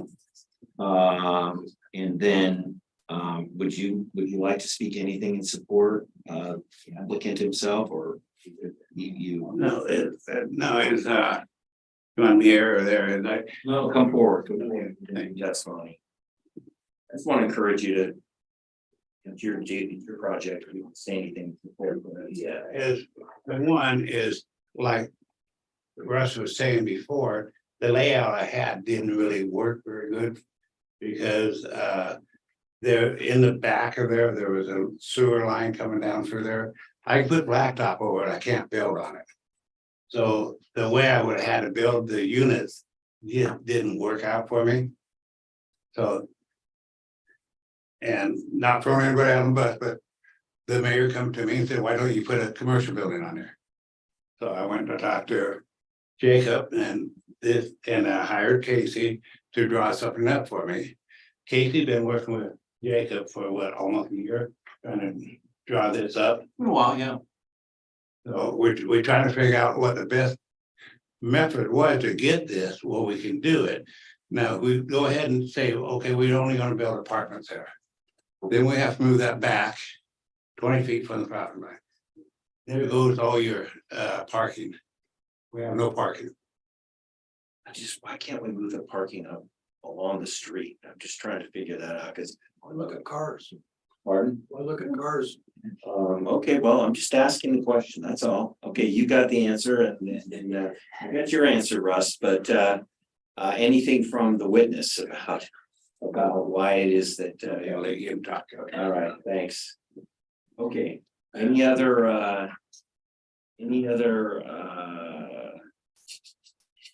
okay, anybody else for the application? Anybody neutral on the application? Okay, come forward, please. Yeah, I just had a few questions. You can just state your name for the record, too, please. It's Paul, last name is Newsom. Okay. I own the property right above it on 6th, so the adjacent property line. We're talking about we're talking about variances. Is there any variance you're requesting as far as between the 2 property lines, or is it only on Columbia Boulevard? We'll have staff answer that question. It's only on Columbia Boulevard. Yeah, there's no explicit variance for the portion abutting your property. Okay. It's all about pushing it. If we're looking at this plan this way, not this way. Okay. So the variance pushes the building further away from you than it would normally be. If we were in the letter of the law, some of that would be 20 feet back, closer to your property. I'm not for or against it. It just seems, I saw what was sent was 44 feet in height. And it seems to be quite high, close to the next, adjacent property when most of them are residential in the area. So that's where I was, listening to your guys' conversation, hearing of how you guys came to that, because actually that was my question too, was how tall is the commercial building on Columbia Boulevard? How tall is the church? Just how tall are the buildings in the area? Because if you come down aesthetically, and this building's 10 feet taller than anything else, it's different than coming down. I don't know whether that's a good thing or a bad thing, that's your guys' decision. It's just, that was one of the things in the public notice I noticed that seems really tall. Just to me. No comment on that. I'm gonna make a comment. So just sort of tease out your concerns a little bit with staff. So the front building area along Columbia Boulevard is zone MU, which means the buildings along Columbia Boulevard can be 45 feet in height. If they were like somebody were to build professional offices or some qualified use, you'd be 45 feet in height. Am I correct there? That's correct. And then what would be the setback on that if it was just a commercial building, 0? Okay, so there could be, so further, Jacob gave me the 0 sign. So technically where you live, the allowed height of the building is a 0 lot line building, 45 feet in height, where the current 45-foot height building is being proposed. And additionally, if there wasn't the problem with the sewer line, you actually have a house or something else right next to you. So the way this thing is being proposed, you're actually getting a buffer and a parking lot next to your house versus, Also. oh, yours is the vacant lot? Yeah. All right, well, whatever your vacant lot is, so. Anyway, you're getting a parking lot instead of a building. Part of it, yeah. The other part's 44 feet of a block wall too, though. So it's 2 lots, that's 3 lots across, mine's 2 lots across. So Oh, one lot. So you own the lot on that? Yeah. Along Columbia Boulevard that's adjacent to it, not 6th. So yeah, it's on 6th, yeah. Fifth. That's fifth, You're the other vacant lot. Sorry, Yeah. other one. fifth and Columbia. So your concerns in that regard are? That was my question when I was listening to you guys, and you guys had said 35 feet was up to code. Well, the reason why that it becomes, the allowed use is 45 feet, but then because there's a proposed residential use. Then now that lowers it because it's apartment residential down to 35. And so what the builder and owner is asking for is, I really would like to have a 45-foot height. And because the use is resident, I like it even though it's residential. That's kind of the ask here. But technically, if it was office building, they could build a 45-foot tall building. Right, okay. I mean, that's the rules. Yeah, that's why I was just listening. Zero lot line. And I was just wondering, and like I said, I'm not for it or against it, it's just, But do you have any particular concerns owning property in the area about this design and anything else you'd like the planning commission to think about? the one thing that I was thinking about is eventually I plan on developing those lots. And I didn't know, it sounds like you guys are bringing in the utilities, the sewer line is already on site on the residential lot.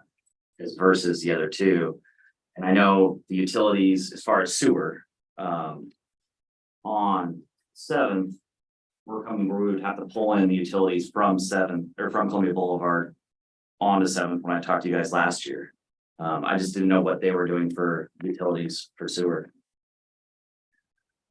Well, there's a sewer line that is between your property and theirs. Yeah. Which I assume they would connect to. And there's some other lines around there too, so. They said that one's not, when I talked to planning, they said that one's. They don't know it's like in the middle of 3 properties, it's not usable, even if you wanna scope it, TV it. You're not allowed to use it, you're gonna come from Columbia Boulevard and pull on the sewer. And you must have talked to our engineering department. Okay, so is that are we raising this as a concern on this sewer line location, other than what's raised in staff report? I'm just trying to determine whether this is something for us to talk about. No. You know.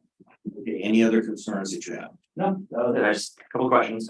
Thank you very much for coming. Thank you. Anybody else with any neutral testimony? Can I ask one question? I'm sorry, I want to ask one question. I can't. Sure. All day. We'll allow it. We may not answer it though. So- State your name for the record. Yeah, my name's, Look forward to okay, it. yeah, my name is Keith Musin. I just have a question. So if they build it 45 feet, then he can build his place 45 feet. Is that gonna We work? would have to apply and we would cross that bridge when we came from. But he'd have to get a variance too? Is that how it works? You know what? It depends on the zoning. I mean, if his building's in the MU zone, 45 feet is allowed depending on the use. Unless it has the residential component, Okay.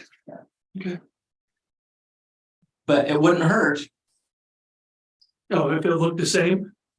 if a variance is granted in the property. It's not a guarantee, but it doesn't hurt. Are you the civics instructor? I am. I've never seen you. I've heard your name. You bring kids to these meetings. I do. Okay. Often. It's good to put a face to the name. Sure. Okay, anybody else neutral, online or in the room? All right, nothing else, and then anybody would like to give testimony in opposition to the application? I would, please come forward. My name's Kurt Daylock. As of 135 North Sixth Street, the lot you were just talking about, the little cute peak house. Behind the where the car wash used to be. Is a transcript of this gonna be available? No, Or how do I get a transcript for both legal and insurance purposes later on? these are online and then you can probably get a transcriptionist to transcribe it out. But it'll be posted on YouTube, it's public records in the video, so, correct, and the audio. Minutes. Which are not transcripted minutes, but they're summaries. Okay, how do you get a hold of a copy of that? The minutes are also uploaded to the website, the same location you'll find our YouTube videos. It'll take about a month. 'Cause they have to approve the minutes and that would happen. Okay, but they're sufficient for legal purposes. Repeat that. They're sufficient for legal purposes. It's all legal. Yeah.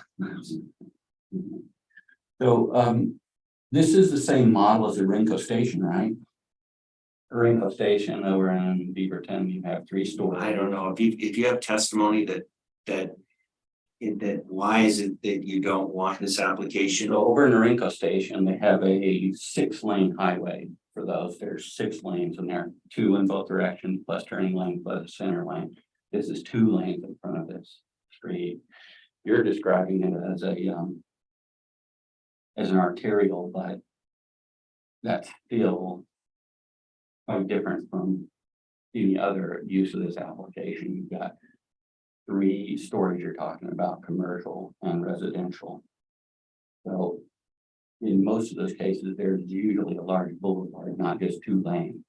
Columbia Boulevard, just 2 lanes out there. You're gonna put it right next to, you're gonna put that right next to the road because you can't put it all the way back in the lot due to the sewer line and the storm drainage that goes through there. You can't build anything in that, right? Right.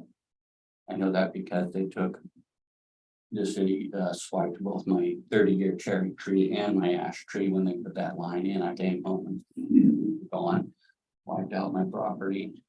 So if you're gonna have rentals and commercial in that neighborhood.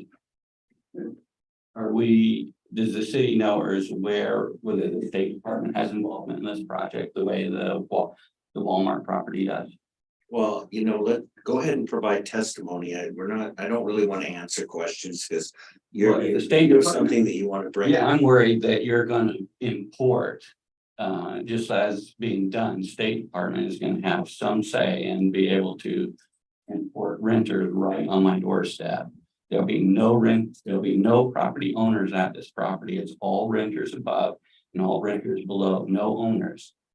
So the brand's not gonna be here when anything goes wrong. By this building, it's not gonna be here. I'm the one that's gonna be there. So, with no owners, every other property around there is property or owners, people who live there with the exception of the church across the way and the mortuary on the other side of the street. Everybody else is owners. So you're gonna bring renters in. You've already got the Walmart property where you've got a bunch of renters. Now you want to bring a bunch more in right next to here. So you keep talking about density. You mentioned density. So we're trying to figure out a way to get the maximum density. What is that gonna do to the quality of life and the value of the properties of the owners who live there? Are we worried about that at all? It doesn't seem like we're worried about that at all.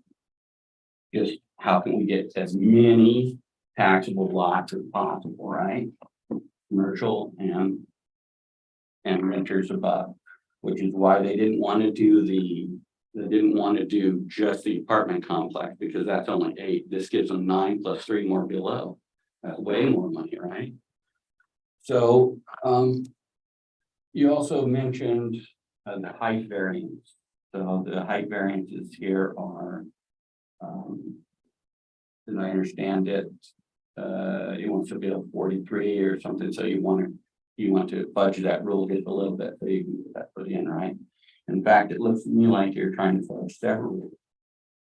Planner keeps talking about it. He's trying to convince you that, well, don't worry about that rule, we can fudge it this way. Don't worry about that rule, we can fudge it this way. Don't worry about this rule, we can get around it this way. You can just reinterpret it any way you want. But it seems to me the rules that were put in place, all these rules are designed exactly to stop this kind of project from occurring. And so what we're trying to do here is, how do we get around the rules? I'm asking you not to work around the rules, to believe that those are in place for a reason.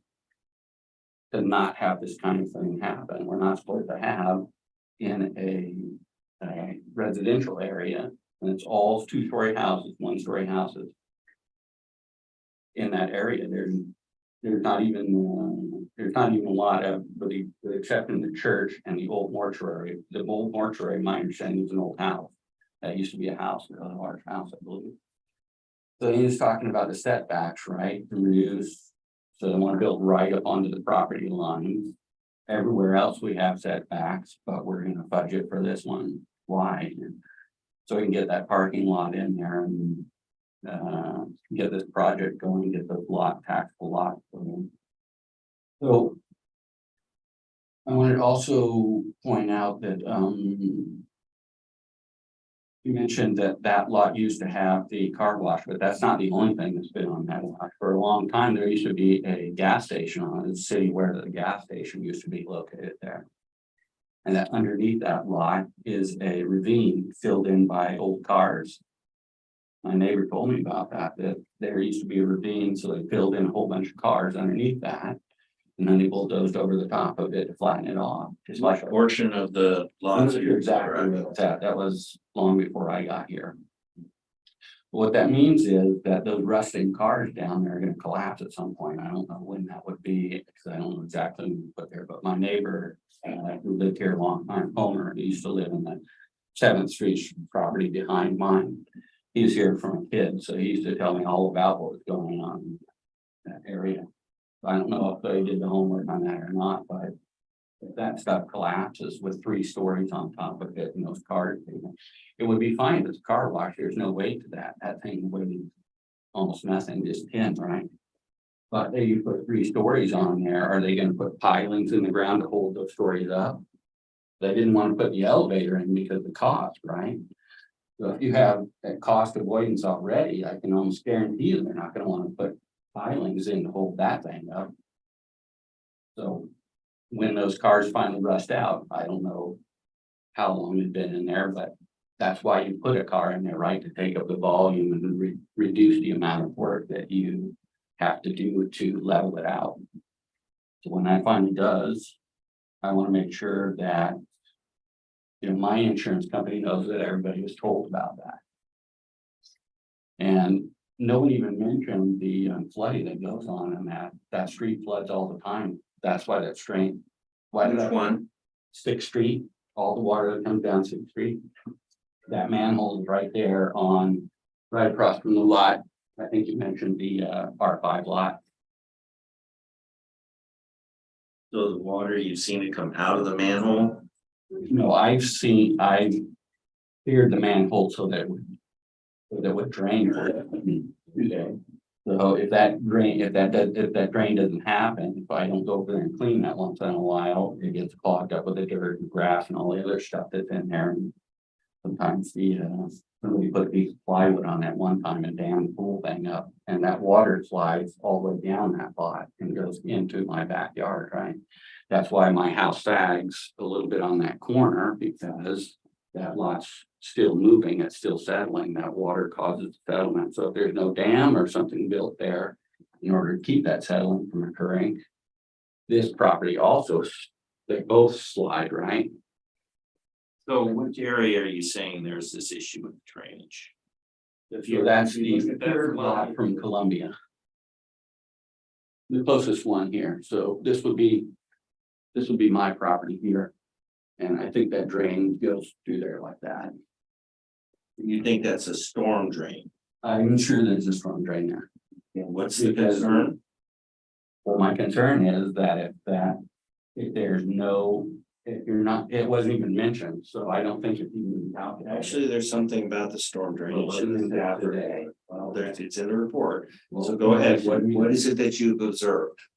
What's your concern? My concern is that when all this starts collapsing, if nobody's done anything in the building plan, that nothing will be done about it. Where is this collapsing, that you think? Where is it? Where is it? I know, I don't think. Where is it then? Where is it on this area? So we can. I just pointed out right here, this, okay, where the water comes into this. So there's settlement. Where it rains, yes, there's a settlement. If you want, I can send you a picture of my basement, which demonstrates that settlement. Okay.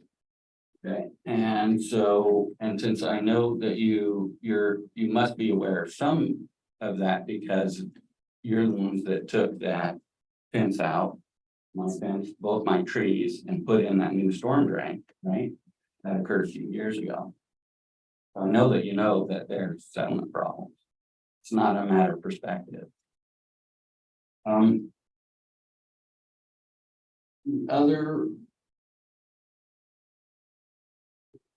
Don't assume we know anything. This is the time to present your testimony. It is government. Okay. Well, so kind of new. I've only been here about a year or so. And on the planning commission, so. Over and over, we keep going the way, how do we get around all the variances, all the rules? I would highly recommend that we adhere to the rules that are put in the planning commission and not grant the variances. I know that they want to get the project running. I don't want to stop construction, but putting what amounts from my perspective to almost a 4-story construction, that's not a level lot. When you talk about height variance, that's assumed a level lot. That's not the way it is. It's level at that point and then it goes down like that. So from my backyard, it's not just 3 stories, it's almost 4 stories high. All the lots in that area have I don't want to call it creek, but there's no creek that used to run in there. That's why the water goes that way, that it's the old creek, and that's why storm drain was put in, is to replace that old creek that was there with the actual concrete that would take it away. And so from my perspective, it's not just the 3, it's nearly 4 stories tall. I think also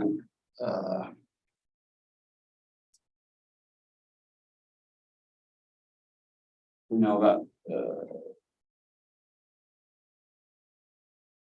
if I will have to check into the State Department angle, because if this project has State Department, the way the Walmart does, definitely going to have to get some sort of, relief on that. And You're concerned about the tenancy profile. It's completely different. The building that he refers to at Gable Road is a partnership with NOAA.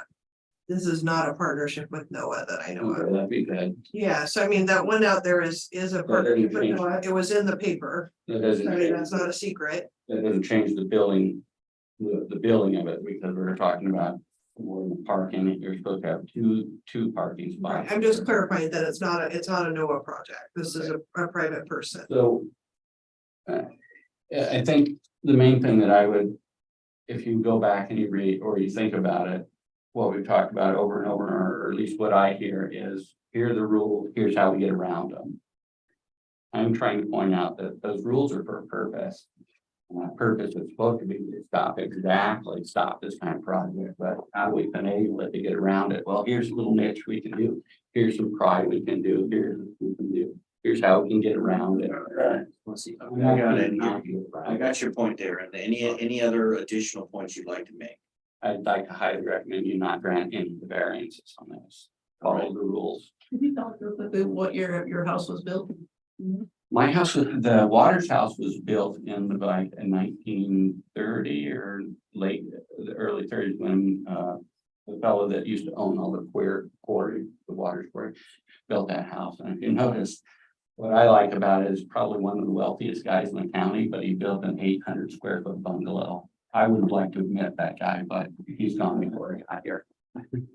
So anyway, they didn't build big mansions, they just built a little house, and I bought it, fortunately. And I don't want to see anything happen to it, so I hope that you will heed that and not take the planner's advice, figuring out how to get it. Just present, they go ahead. Well, actually, what I think they were working with the mayor, the planners, and the construction, and the grand enforcement funds together, so you're working together. All right, anything else? Nope, that's it. Thank you. Thank you. All right, anybody else against the applicant online or in the room? Okay, we have nothing else. So then now's an opportunity for rebuttal by the applicant. So that we've had some concerns raised. Is there anything that the applicant would like to say? I like to address him, deal with, he's worried about the water. Is I'm gonna have a building there. I don't care if it's 1 story or 3 stories, the same amount of water is gonna come off that roof. And in the parking lot, we are gonna put a drain in there. And put the storm drain into the storm drain system. So he really eliminate the problem that he has on the water, because we are gonna take care of that when we build the parking lot. So that's all I have to say. You get a building permit, you're gonna be required to get a soils report. Do what now? You have to get a soils report for your building permit, correct? Yeah, if I'm not mistaken, when they decommissioned that there, they went through all that. Are you talking about the former gas station use? Well, I know they bored that up down to, I think, 16 feet. Yes. And they didn't find any cars, but you get a building permit, you're gonna need a soils report for your foundation. Yeah. And so that's all gonna be done, and they're gonna do exploratory of the soils, or else they're not gonna give you a permit, so. Yeah. I think as far as what's in the ground, you're gonna meet everything expected to build that building. Yeah. A few questions on rebuttal. Is it gonna be like an apartment complex with commercial, or are these all gonna be, okay, all right, and then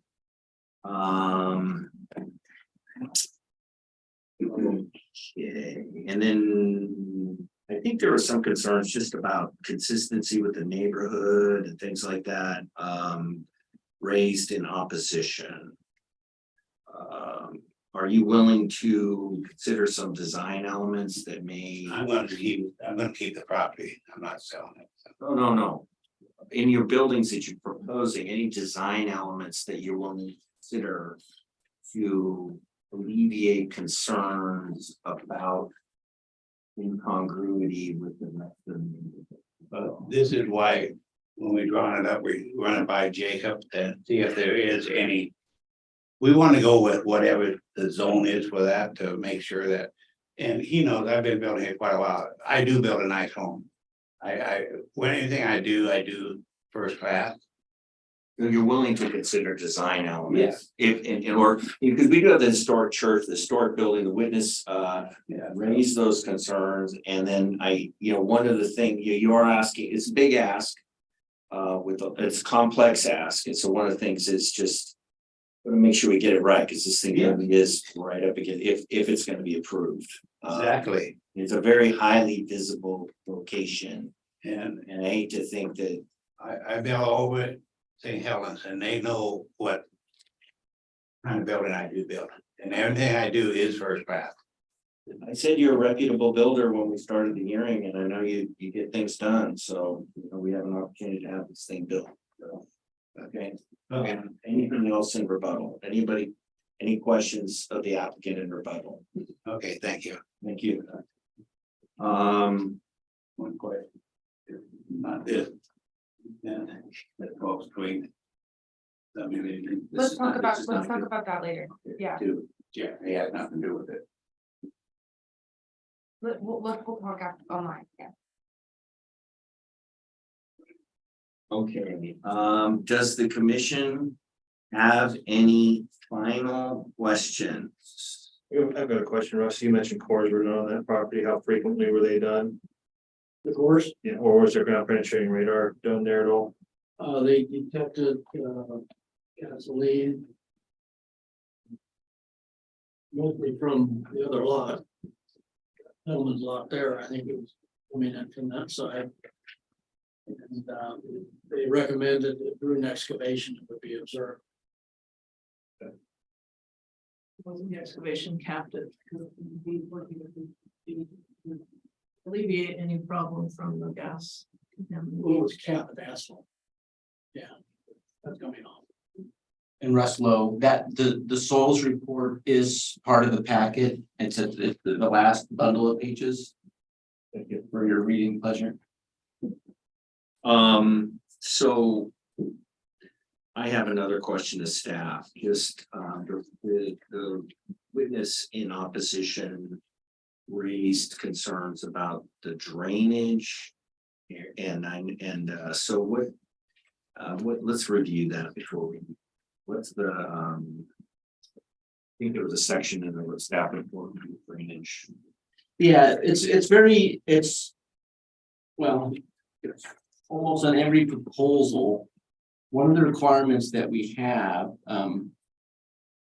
so at this point, it's a preliminary set of plans. Okay, Assuming it gets approved, the next step is the final set. The final set goes to engineering for public improvements, building for private, and we all look at them. And one common component of that is a drainage plan. So if you look at, well, if you go to page 20, then you have a series of conditions under condition 2. Condition 2 is a massive condition, it's several pages. But condition 2, the following shall be required prior to any development or building permit issuance. So basically, okay, we have this concept, we need the final plans before we say go. And on page 24, number, well, it's right at the top conveniently. The drainage and stormwater plans certified by a registered professional engineer shall be submitted that addresses any increase in runoff from the site and how the potential impacts will be mitigated. Shall include oil water separation. So that stormwater component is very typical part of the analysis. And sometimes sites have to detain water on site. Sometimes they don't. okay. That's all the questions that I have. Does anybody else have any other questions? Hearing no further questions from the commission and no further responses from staff, the public record is closed. And this matter is returned to the table for deliberations and oral decision. So I think we should, I'm gonna kind of want to direct the deliberations on this thing a little bit. Let's talk about the variance criteria first, and then move on to the conditional use permit. So let's talk about the variances first, and those are page 17 of 25 of the staff report. And so we're gonna need to make findings under 17.108.050 in order to grant these variances, and we need to make all of the findings. So let's go ahead and deliberate on the height. Maximum height to be 45 feet instead of 35 feet. That would normally apply to a multi-unit dwelling. So let's go ahead and hear deliberations on that and how we get there under the. Well, let's just start with what do you want to say about that? Well, I'm a visual person, so it really sticks out to me saying that if you're standing at the Gable Road Apartments at 10 feet. It seems to me that you're plopping Motel 6 in the middle of a historic residential neighborhood. Every house there is over 50 years old. I would stand firm on that. So I do have issue with a 45-foot building being essentially residential neighborhood, mostly residential neighborhood. I'm a hard no on this. Okay, so what about okay, so if he just wanted a mixed use office building, it'd go 45 feet with zero lot line. I understand that. So He's not asking for that, so. well, but then there's the potential for this developer to develop this property. And then address design concerns. You know, that through the development process. Slow it down a little bit and make sure that this thing's gonna look, how is it gonna look, get a little more details on that, and then talk about design elements. Otherwise, if the gentleman came in and said, look, I just want to build a 45-foot tall office building there. Well, I think part of my problem is hard to compartmentalize one thing. I think that the 45-foot is especially a problem when you have setback. So maybe it's the 45 feet can be more palatable if you weren't directly on the. No setback, 1 foot separation just for the overhang. It'd be a zero lot line for an office building. Okay, so you think, okay, all right, anybody else have a comment on the 45-foot height? Anybody else want to deliberate? And with Jennifer on 45. Okay, all right, so but any discussion on that? They're all It's just about the feel of the neighborhood. I recognize that it's a gateway, it's Main Street. I appreciate and really applaud mixed use, applaud, workplace space. That's awesome. Apartments over commercial is what people do, but it doesn't have to be that. So this is a weird one, the mixed use, we're deliberating here and I'm not advocating. This is a weird zoning area because mixed use is this, Jacob, what's that? There's a phrase on the exception, like it's a transition area between commercial and residential, and it's in the code somewhere in here that there's Well, the market decides. and the market decides. The market. It's kind of a looser zoning. And I'm with you that I have concerns about incongruity with the area, and I'm not gonna vote, let's just die, but But I'd like your input from other It's the most. I feel like most All of right, the input. Russ, what do you have to say?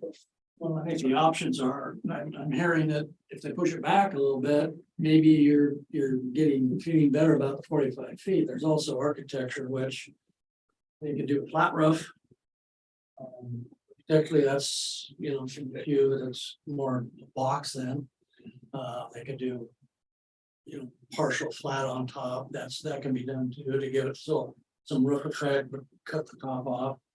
I don't know without asking what. Yeah, we're Yes, just a getting everybody. 45, what is it, what's his net? Net foot height, maybe he's pretty close to, He wanted 9-foot ceilings inside the units. 9 foot plus, but there's 10 foot, there's 30. 34, I don't see where he's getting 45 feet.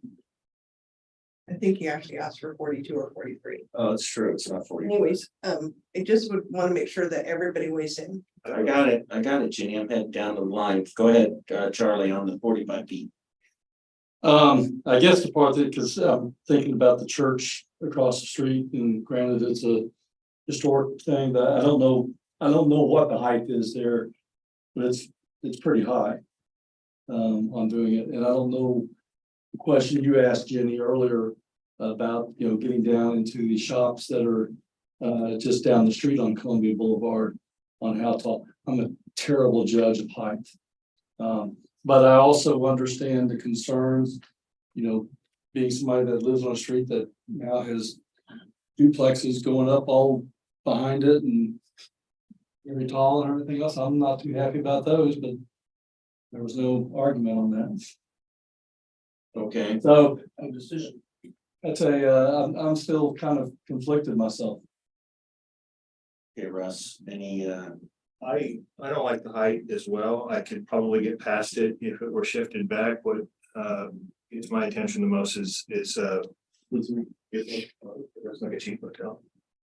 I'm sorry, but the design elements do not fit the neighborhood, and it's gonna look off with everything else there. okay, Can I just ask, so Jenny, you mentioned this is part of Dim Show. This is part of the main street. In theory, he could apply for be an applicant for the Main Street grant, which would be significant. I know, like on your project you applied, would be significant dollars, matching dollars into the project, which would allow. I mean, it comes all about dollars, right? He has to get a certain amount of units, certain amount of commercial to make the project pencil. I can appreciate that. I'm not opposed to building this either. I'd like to see it fit the neighborhood better. 45 feet doesn't seem to fit. okay. So any other deliberations on the 45 foot? Because, there's one is height and the other is design, and we've heard that. Any other comments? Okay, so criteria for granting the variance 17.108.0501. A, proposed variance will not be significantly detrimental in consequences. Its consequence to the overall purpose of the code, be in conflict with the applicable policies of the comprehensive plan. Any other applicable policies and standards of this code can be significantly detrimental in its consequence to other properties in the same zoning district or vicinity. So we need to make all of in order to move forward with that answer. So let's start with not significantly detrimental in its consequences to the overall purposes of the code. My opinion is that it fits the MU criteria. That's my opinion.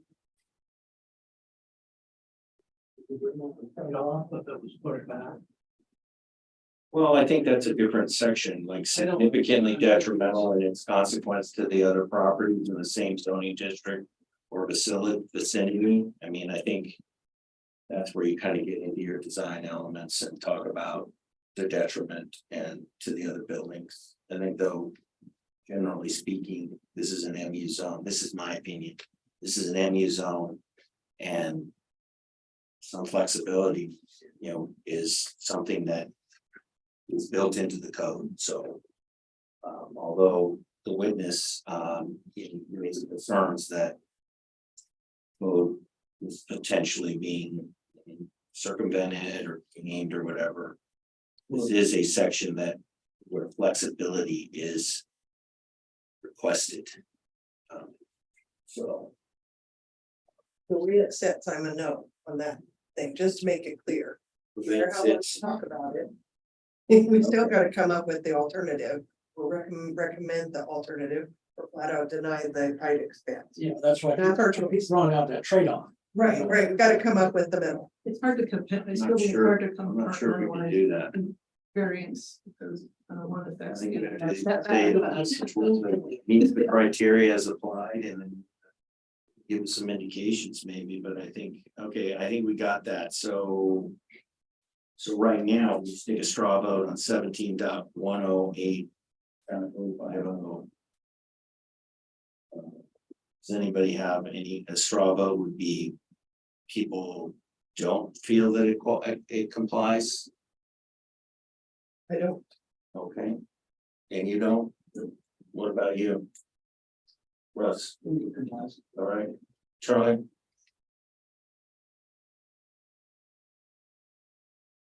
I don't think it does. Okay, and then, Russ? No, any reasons, why?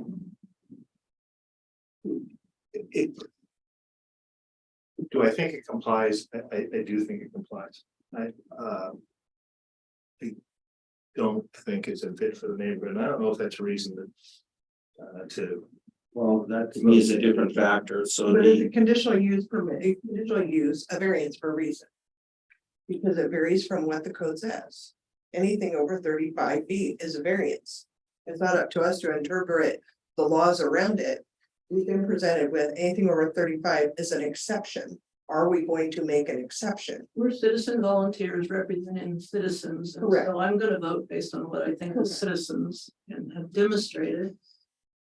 Yeah, it's Not a letter. it's not a- That it's, additional 10 feet over the allotment is not a suitable exception. We've had other decisions where the distance is 25 and they need 21. That we're like, oh, well, it's only 10%, which is pretty standard, that it's like, close enough. Or, the buildings inside there, but the eaves is like within the barrier. But this is clearly 10 feet is 10 feet. okay, I mean, I understand the argument you're trying to make that it fits within, if you're just gonna do a commercial building, it can be 45 feet. The fact And is, right though, against the by making it into a multi-dwelling unit, that changes what the code requires. And the code then requires it to be 35 feet, so what Commissioner Carlson said is exactly right, what we're looking at is. Doing a variance of, an additional 10 feet. so if we could, make a synthesis of the, How many The feet would we have feelings. to find for you, Jennifer? a second. So right now, we're thinking that it's in conflict with the code because it's tall and too tall for residential, and then detrimental to the other properties because of the way that it looks. It Those detracts, combinations. yeah, it detracts from the neighborhood aesthetic. So I mean, it's like, it already doesn't meet the criteria. I don't think you have to explain it. If it doesn't meet it, it doesn't meet it. Well, I think we make rulings and then we make rulings based upon the evidence and we give guidance to the to the applicant and the council. And I think, these are things that are important for people to understand. Why it is that people are feeling a certain way when we make our rulings. And we haven't ruled yet, but that's definitely the way the wind's blowing. And then 17.108.050. There are special circumstances that exist which are peculiar to the lot size or shape, topography, or other circumstances which the applicant has over which the applicant has no control and which are not applicable to other properties in the same zoning district. You already clarified that. Well, I did, so we feel that B is met. Does everybody feel that B is met? Yeah, I mean, he's already adjusted the parking lot, so then because he's got that weird setback with the store. He's, you know, he's already adjusting the building and adjusting things to make it fit on the weird lot with the weird building envelope. So anybody feel that B is not met? Okay, I'm just kind of going through the criteria. The legal criteria. C. Use proposal be the same as permitted under the code of city standards. Will be maintained to the greatest extent that is reasonably possible, while permitting some economic use of the land. We feel that C has been met. So that, there's two parts to that. There's one, basically it says you can't grant a use variance, and that's, you know, that's a slam dunk. Then the second part is, do you think the variance basically is the variance overkill or not? That's that second component. That's the greatest extent that is reasonably possible. So if they said, well, we don't want a building that's 1,000 feet high, you may, well, that's probably a little bit more than a variance. So just to help you understand that one. Okay. All right, anybody have an opinion? I have one, but I'm gonna say it first and let anybody else have an opinion about C.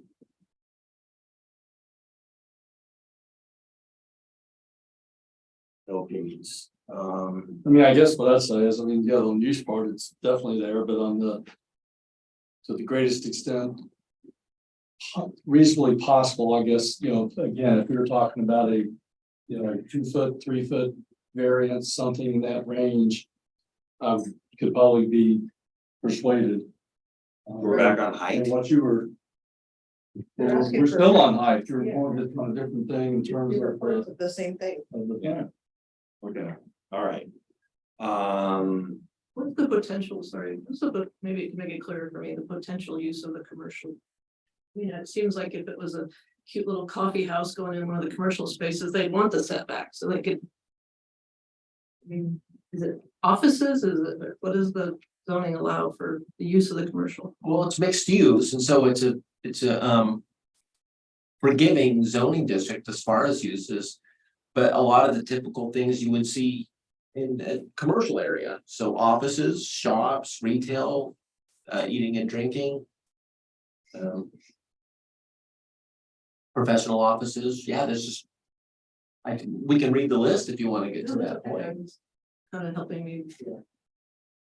But basically, you know, stuff allowed in residential, stuff allowed in commercial. Mixing it up, Okay. mixed use. I think Kastner suggested a good finding, if you're leaning towards not granting the variance, you know, he's asking for a full floor. In, you know, an exception to the code, and so if it were a couple feet. Right, that's why I thought 10%. Yeah. If you're at 35 and you want another 4 feet. To make the roof pitch nice or to give them decent height ceilings, 4 feet gives you. Some space, and it's not 10 feet. But it's not nothing either. So I mean, I appreciate that they need to have a window that they can put a building in. But I think if you do a little bit of green out front and you give them half the amount they ask for. Maybe they could squeeze it in that, so it's not right up smacked against the street. Because granted, sometimes, not in my lifetime, but sometimes they will improve that street. And wouldn't it be nice if we built that building for the future? Not for just today. So I mean, that's what I'm saying. I heard the applicant make the comment that there's some wiggle room in the green. You know, depending on where you put the greens, so if there's street trees or shrubs or something out front. Or room for a patio table or coffee shop, and you bring it down 5 feet, maybe down the middle. Vinnie Carlson does bring up a good point. There is the potential of granting less than the It's request. not a yes or a no, it's a suggested guidance. It's like, here's the pill, let's put some sugar on it to where it will be more aesthetically pleasing. To not just the applicant, but to the neighbors as well. It would be a condition of approval of the variance, that the Right. height of the building is no less than. You're about to no more than 10 feet. Right, just to find the middle ground, If there because, was a height you that know, we we were comfortable with. to the testimony, rules are for a reason. And this body exists for a reason. Do I hear 40? Yeah, so, and so then, well, there's a couple other things, so. Existing physical and natural systems. Such as but not limited to traffic drainage. Dramatic landforms or parks will not be adversely affected any more than the development were located as specified in the code. And E, the hardship is not self-imposed and the variance requested is a minimum variance, which will alleviate the hardship. So those are the factors on granting. Right, this is where you, the minimum variance. So if somebody asks for 100 feet and you're like, well, we'll give you 50. So that's what it means, All right, so minimum. 35 feet. How tall is the building? And they asked for 45. It's a little under 40. I think it was 44. I mean,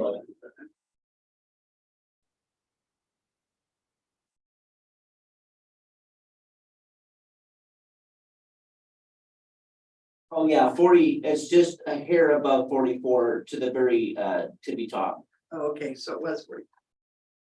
Right, to allow, all right, let's go to, it's kind of deliberating here, so let's go to the second one, to allow a 0-foot front yard. Instead of a 20-foot that would normally apply to multi-dwelling development. Applicable to the ground residential unit. So, you know. And so, let's go back to our criteria. 17.108.050 the proposed variance will not be significant or detrimental in its consequences to the overall purposes of the code. So I think the MU is kind of, you can have the thing right up against the sidewalk, that's my opinion on that. I don't know how you guys feel, of course, it's not residential, but. I think this is the one, and be significantly detrimental in its consequence to other properties in the same zoning district or vicinity. And so kind of what I hear from the planning commission generally is the height combined with the setback, combined with the look of the building are the main concerns.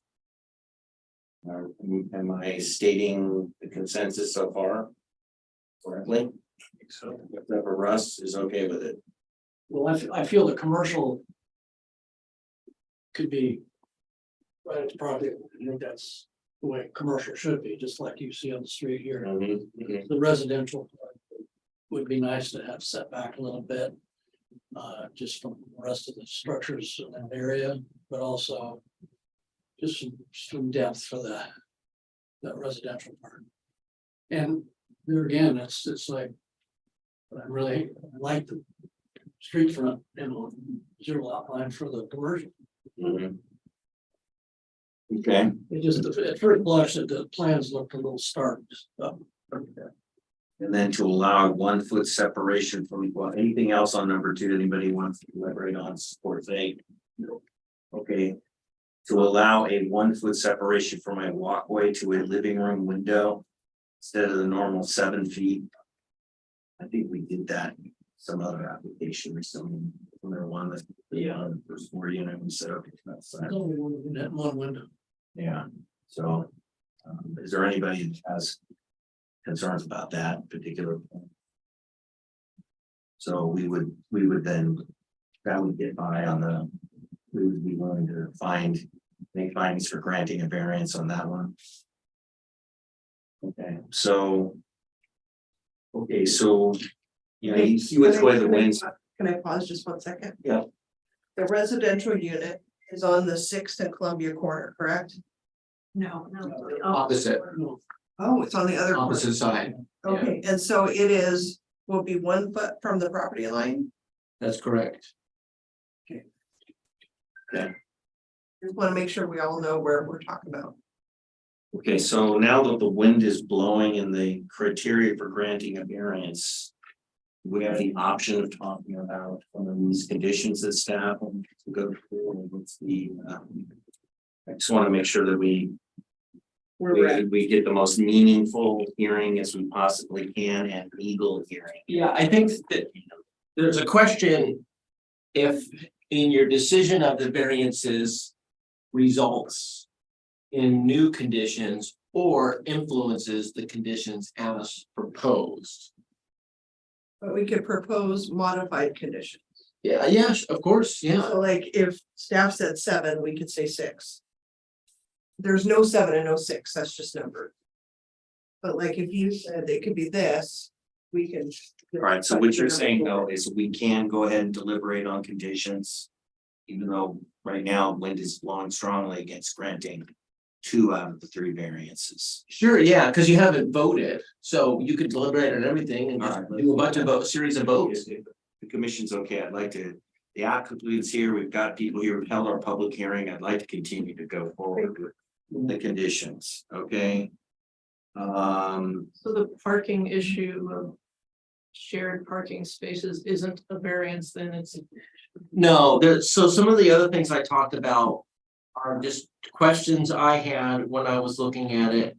Or provisions in the code, which, so the code, you know, you have your direct path, and the code does allow the decision maker to consider an alternate path. And that's what I was referencing in the report. And parking is one of those. So it doesn't force you to do it, but it does let you look at that alternate path. So in parking, that path is the allowance of shared parking in a commercial district. And when I was looking at it and thinking about it, considering the on-street parking and helping make up that difference had some logic to it. However, you have no obligation to agree with that at all. I'm just, you know, always looking at this kind of brainstorming. So the code is 2 units for each of the 2 bedrooms. So we're short 5 units or 5 parking spaces. Yeah, so your parking for the residential components completely covered. And there's 3 spaces in addition to that. Now, those 3 spaces for the commercial is pretty low. Yeah. But if we were gonna pick a standard that addresses most potential non-residential uses, that's that 1 space per 350 square feet of area. That brings us to 28 spaces. It's reasonable to anticipate that the on-street parking can accommodate those 5. And so it's a question of, are you cool with that? That the off-street parking is down 5, but it can be made up on the street parking. Now, in this zoning district, you have no obligation to count the on-street parking towards the off-street parking. We can do that down here in the Riverfront District and up in Holton. Of course, this is in between. So you don't have to do it, but the code does let you consider that and lets you create those findings to allow it. So that's the question. What about if we make the 2-hour? One concern that I have is if we have a bunch of residential units, then the people park on the street. And that, number 1, is gonna put cars on the street. And then number 2, if there is somebody trying to run a commercial operation there, they can't get any park there because the residences are park residents. So can we make a, like a 2-hour meter, or 2-hour zone, or a 3-hour zone, or something like that, so that during certain hours, so like between 7 a.m., because you talked about overlapping uses, right? And so between 7 a.m. and 7 p.m., 2-hour zone, and then that way the people who live there got to clear out. They can park there overnight if they want, but then they got to clear out during the day when the commercial space is trying to have people come in and customers. Yeah, I figured that if the planning commission did allow this, we would probably have to post a limit just because of people doing that. Most of Columbia is 2-hour parking. It's probably not posted now because it's not an area of concern. But you could impose a condition that there is some time restriction. I don't know, it's interesting getting that specific since it's a function of Public Works and, you know, you can impose it and the next year they make it more restricted based on something. When driving by that, I don't see that area as traditionally having a lot of foot traffic. You know, there's really nothing else. You got the church and you've got the funeral home, but not like these businesses are gonna be picking up people that are coming in for some other reason. So thinking that the customers of the businesses are gonna be destination customers. And they're gonna want a place to park to come in to buy whatever it is they want, like kind of like a liquor store or something like that, right? It's right there. So, okay, so we can impose that if as part of this parking overall concern, we can. Yeah, my recommendation on that would be to have some type of parking limitation. Rather than specify it. Because it's the city streets to manage and I don't think any business to disagree with having. Well, it's gotta happen, because I think it's eventually gonna be a headache, the way I see it. That's my opinion, so I guess after further study, people say it's fine, but or they wanna make provision for it in the future. Okay, anybody, any other questions on the parking space thing? Or is our. Any other questions, and then. And so we're not having the discussion over the sewer in that area is over capacity because we're charging them that new fee. Yeah, it's built in the report. It's in there. We had so much discussion on it in the past and there's no discussion on it. It was in, I see it was in the report, but. Yeah, it's. I try to focus because there's a lot of details. I try to focus on the stuff where, well, you could go either way. And just let the rest to be read. So is this gonna be, is this final on this, or and if we grant that it goes to the city council? Or doesn't go anywhere? This is you. Now, if a citizen or the applicant disagrees with your decision, the city council would be the appellate authority. So if they want to appeal, then it goes to the council. But if you make a decision and everybody's hunky-dory with it, your decision stands. I have another question. How wide is the sidewalk? I think it is 6, yeah. Along Columbia Boulevard, and it would be the wider sidewalk, 6 feet along 6th. I just was trying to make sure because you push the building up tight and the sidewalk is narrow, that makes passing really difficult. For rollers and such. Okay, so what about the sewer capacity? It's returning to that. So the sewer capacity issue is built into the decision. It's on one of the lines that has the potential overflow. And so the fee in lieu of structure or the sewer fee is built into the decision as it is now. So it's not for us. They're paying extra money because it's over. That makes it a little better. Yeah. Grant. But it provides some money that goes towards the projects which will help with Well, flow. I'm just trying to figure out, is the city's position that we cannot deny this application because there's some kind of law or rule about this sewer capacity issue? Because I noticed from the staff report, I think they said this is an area that's at 100%. Yes, which we have a lot of in town, and so when we talked to the council about it, they were not interested in exploring a moratorium because of the sewer. And so we're like, okay, we have this issue, what do we do?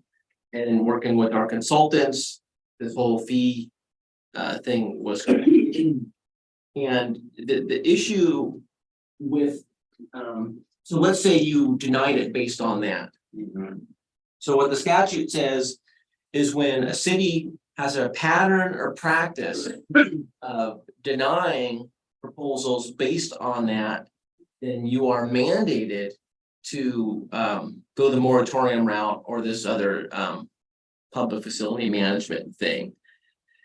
So a pattern of practice means multiple. We don't have it. But if you denied it based on that, that could be a precedence, and then it results in other denials. And someone who says, hey, wait a minute, why you denied these? And now you're denying me, the statute says this, we hire an attorney and shove it in our face. So that's the importance of considering the condition instead of denial. Now, you have every right to deny it because it's your decision, but that's why we're not recommending it. Okay. Okay, then I think we should probably, if we're gonna go ahead and say this is okay, then we probably should be making some kind of finding on the record. So In the we report, don't need to do that right now. It's in the it's report. all in there. The findings are in the. 2 report. pages of findings on sewer. Right, I see that. Yeah, But my concern is that we're gonna be deferring as a planning commission to the plan. I think there should be a note on that. That's my opinion. I don't know. Because they said that it's a fee in lieu of, right? it's a fair share fee. Yeah, I Fair share fee. Okay, so it's a fair share fee and there's a plan to try to build this area within 4 years. yeah, the impacted infrastructure, yes. Right, okay, so. So I think that, you know, there are a lot of challenges with the city right now and money and priorities, and so I do think this is something that we should discuss if we're gonna say, okay, we're gonna go ahead with this fee in lieu of, but the other thing, The fair share fee. fair share fee, right? Then we should make a ruling that we're gonna defer to that. And then if somebody wants to appeal it, they can't, but at least we've got a finding on the record. Versus making a finding that it's 100% capacity and denying the application because of that. Correct? Okay, so any other comment or opinion on the sewer issue? Okay. So then, let's see, what other conditions, does anybody else want to discuss any other conditions? There's a lot of red in here. Yeah, and that's based on some of the things I talked about as far as the staff report. Right. So there's the variances, we talked about the parking. There is whether or not we wanted to consider that second door for the ground floor unit for that residents' enjoyment of the ground level open space, or using the provision in the code which lets the decision-making authority, which is you in this case, exempt that because of the proximity of the public parks. Well, within a quarter Is mile. it the 1,800 square foot lawn? It's related to it. So let's tackle both of those, since both of them have the same potential exception, where you're not obligated to make that exception, but the code does allow you to do that. So that's the lawn and the second door for the ground unit. That's second, in addition to just facing Columbia Boulevard. So I guess really it boils down to, if you're okay with the proximity of the parks to exempt those, then end of discussion. No, What's gonna go in instead? Okay, sorry. okay. Do we want to see lawns or do we want to see cars parked on the street? No. The landscaping area still remains landscaping. It's a question of usable landscaping. So if it's lawn, you can lay on it, enjoy it. If it's brambles, roses, you're probably not gonna lay on it. Does the city, I've asked this in other applications, Prison City, but I don't remember what it was. Will they require this landscaping to have a sprinkler system? Or is their only requirement to plant it and then who cares what happens? Yeah, the code, It is required. You have to guarantee it, I think, for a year or so, and then it's taking care of the road. Really, you need to. Whether they do it or not. Now, that hasn't been, we haven't had a massive landscape failure. So I don't, it has, honestly, hasn't really been tested.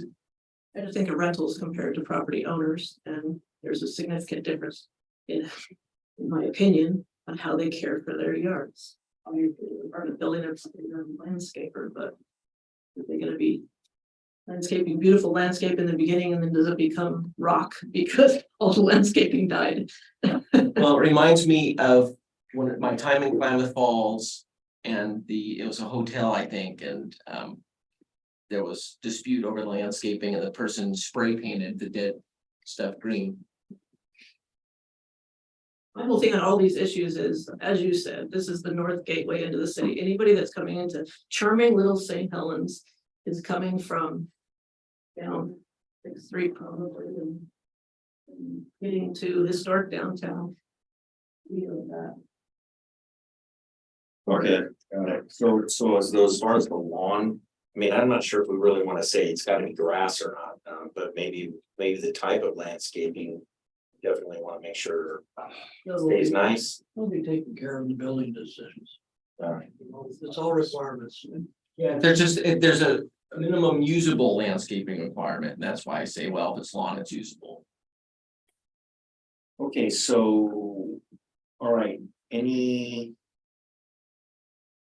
further deliberations on? So the way that I'm seeing the commission going is right now denial of the variance, but willing to consider denial of the variance for not meeting A 17.108.050A. Due to the heights and the proximity of residents to the road as being significantly detrimental and the consequences to the other properties in the same zoning district vicinity. And the planning commission is willing to consider alternate. If this is a close design and eventually we can get some different design elements, a little smaller building and something that is a little more congruous, there's the potential, that's not the ruling, but I kind of see that that's the way the plan would go on. Am I wrong there on that one? I'm wrong. Okay. Well, I mean, I just went through and made little notes about what my issues were and wrote little comments, and it's like, I'm okay with granting 4 feet. I'm okay with now that I know that the sidewalk is 6 feet, I'm okay with that. I feel better if there's green stuff in front, but I'm not a commercial builder. So I'm willing to concede that, but I think that 45 is too high. I think maybe that market is a compromise. I think that's a buildable. And I think the rest of it is, we gotta leave it to people that design buildings. They know what our issues are. It's our fault we don't have street standards, not theirs. So. Right, You know, that's so the, we okay, can't hold the standards that don't exist.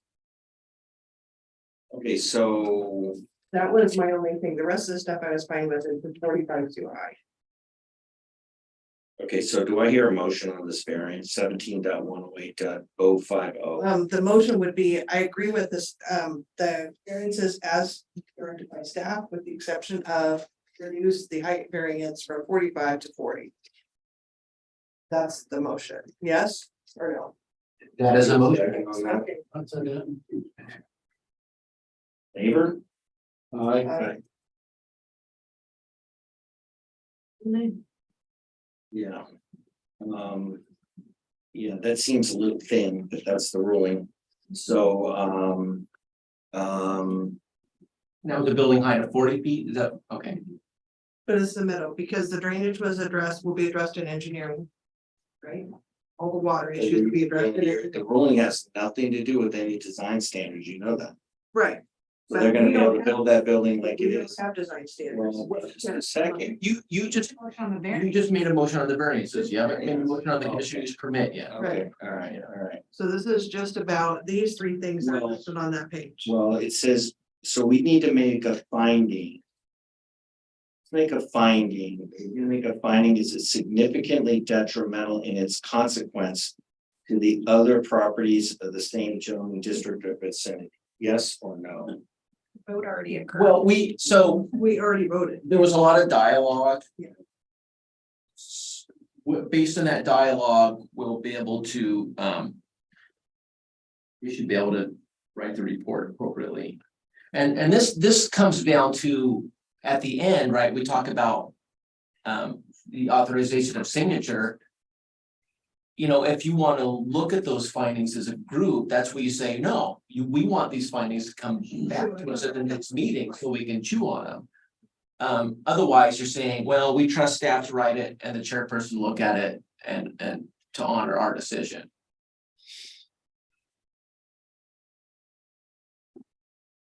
But based on everything that was discussed, I think we'll be able to. Okay, so then let's move on to the criteria. So that's on the 45-foot. What about the number 2? 17.108.050 to allow a 0-foot front yard instead of 20-foot that would normally apply. I think that It was already. All the variants, all the it's the conditional use. so the variance, basically. What you just voted on was to approve all the variances except the variance to height, you approved it. With a limitation on it. Okay, and then, does anybody want to put a condition on this that the final design passes muster with the historical? What's the name of our historical committee? It's not a historical, we can't hold it to historical standards. We absolutely can do it, and the reason why is that we are granting a variance that it's not significantly so there were two. The variances are done. You're on the conditional use. I got it, conditional use permit, which we're gonna make this building look good and make it look congruous with the area. I believe that's what we should do. Because now that's just my opinion, but the fact of the matter is that there was a concern that this building is a residence and doesn't have a setback. It's up against the street and it doesn't fit into the rest of the area, okay? And what that means is that as proposed, this building potentially is significantly detrimental in its consequence to the other properties in the same zoning district or vicinity. Because it doesn't look like anything else. It's gonna potentially look like a problem. Well, here's the issue, though. You're trying to make a finding on a decision you just made. We are gonna, now we can go on to our conditions and say, yeah, we want that condition. But based on conditional use permit criteria, not variance criteria. You're quoting a variance criteria for approval. All right, so let's go to the variance, let's go to the conditional use permit criteria. Can you direct us to what page that is? Page 790. I think, well, it's not one of those. 25 single space type pages, but. That is.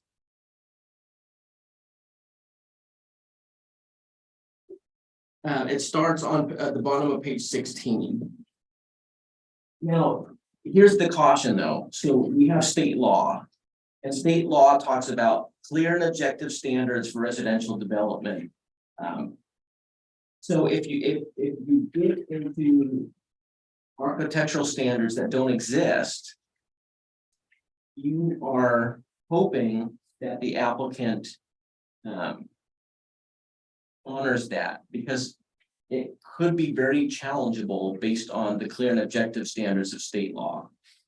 Actually, I'm not concerned about it because the applicant says he's a quality builder and he's trying to build a quality project. And he's heard the concerns of the planning commission. I'm sure that he wants to develop a building that's going to look good in the end, because this thing is going to be a very visible building. And one of the concerns that's been raised by the planning commission is how this is going to look in the end. making it congruous with the area. I think is gonna be very important to the citizen of the city, and I think the applicant is gonna make good on. He said he was willing to consider design elements. And so I think, you know, this is something we can work with actually work with the applicant on. So let's take a look at our, As staff, I like to throw out the caution. well, I'm with you, I'm flashing yellow, but, you know, I think at some point we've got to do what we think is right for the city, citizens, and we've had a hearing, the applicant came forward. We said certain things, so, but Aren't we essentially doing that? One of condition B on the conditional use. Size, shape, location, topography, and natural features. It seems like there's the site size and dimension provide adequate area for the needs of the proposed use. okay, shall approve with conditions or deny an application for a conditional use permit. It's not the site size and dimension. Adequate for the area, the needs, the character, I think, yes, B, the characteristics of the site. Suitable, considering size, shape, location.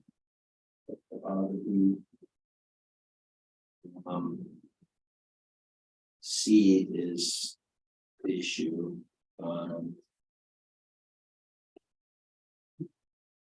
The applicable requirements of the zoning district are met except as modified by this chapter.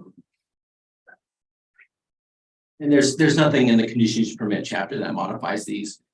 There's some, like, let's say this was just to help, I'm sorry if I interrupted. But the modified by chapter, so let's say this was a marijuana retailer. Then the conditional use permit chapter imposes additional standards that you'd have to consider. In this case, there are no additional standards based on what they're proposing, so. Okay, so. All right, so why don't we go with the condition? With staff proposing on conditional uses on this thing? The cadre of conditions, as noted in the report. I think probably the best, if you talk about your concerns and what you want to see, and if that is adopted in the motion, we can make sure that the condition, that new condition is included in the decision. Okay, so.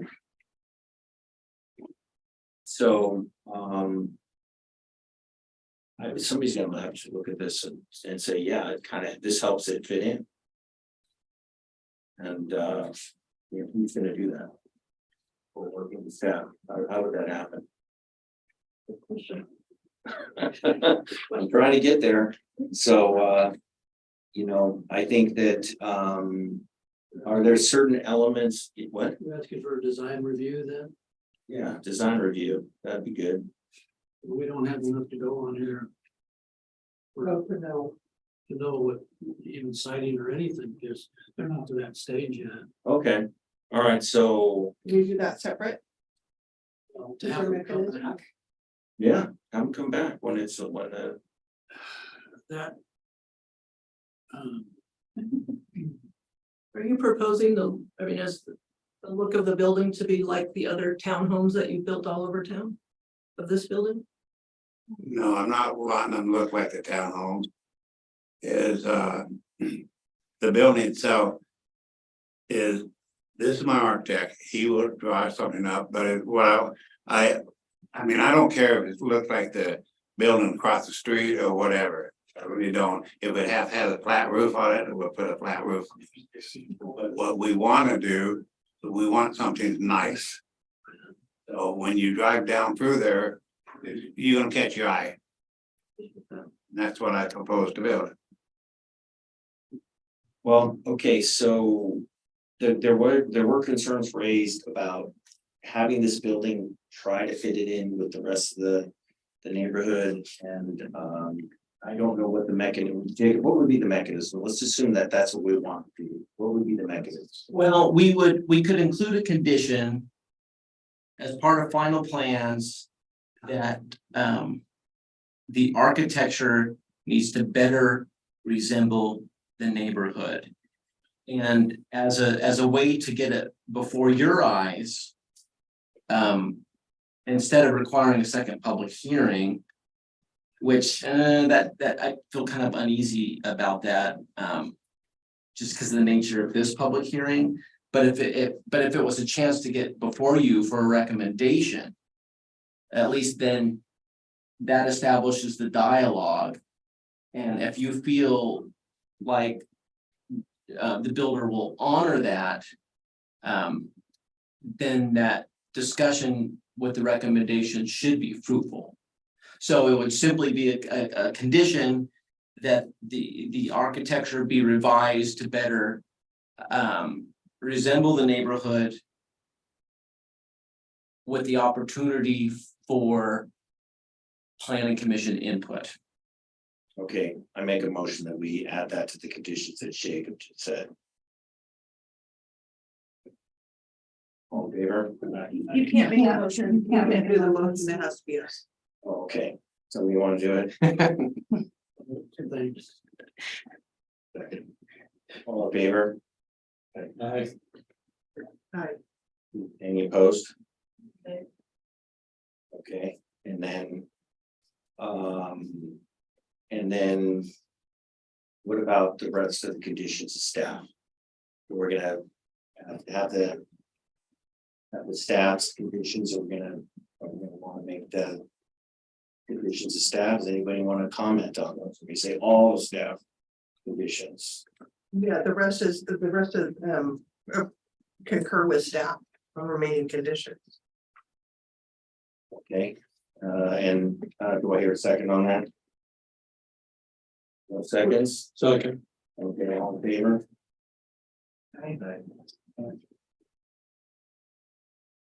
Okay, then, Jennifer, are you a nay? She's a nay. Okay, and then, motion for signature? Okay. Does anybody want? Do we hold this because of the design standards? Well, the design standards would be, it would be after the decision. And we would just, for whatever appropriate, meeting, once they, if they pursue the development, they'll provide some revisions and we'll have, One more pass. a powwow, not a public hearing powwow, but a, discussion. Pass under your eyes. What? A pass. Yes. We're gonna look at it and make comment, and discuss it. And then we're gonna work with the builder, hopefully. We'll take in our, take what we have to say in consideration and go from there. They'll need a motion for signature on the conditional use permit. Findings. Anybody wanna make that, since I can't make it, Signature on conditional use permit finding. whatever, go ahead. All in favor? Excuse me. All right, so then, let's see.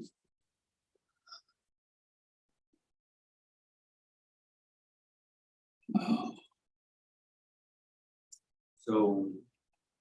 Which paragraph should I read? Should I go to 18? Let's see, once the commission has voted, go to A or B.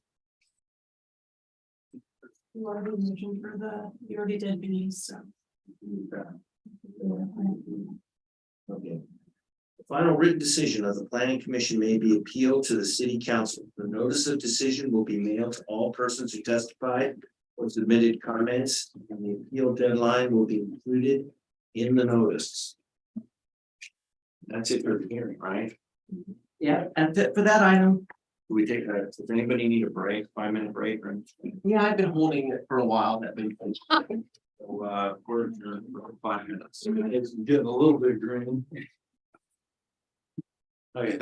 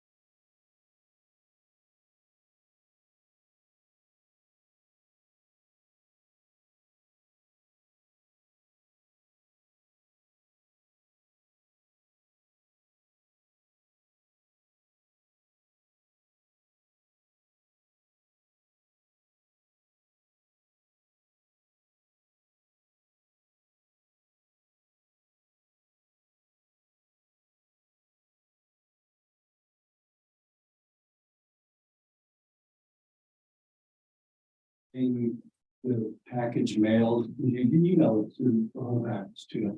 Yeah, I can, want to. If you do, that'd be great, because I hate copying and the posting and everything else. Had previous commissioners do that, yeah. Okay, thank you. Okay, so are we back on the record? Yes, we're live. Okay, so next discussion item is the renaming of Mill Street in the Riverfront District. And I think Jenny, you have who's our person? No, I have all the items. This is the. Well, Jenny will have a lot more next time. Okay. It just depends. Okay, so this is actually kind of fun. You don't get fun stuff that often. So.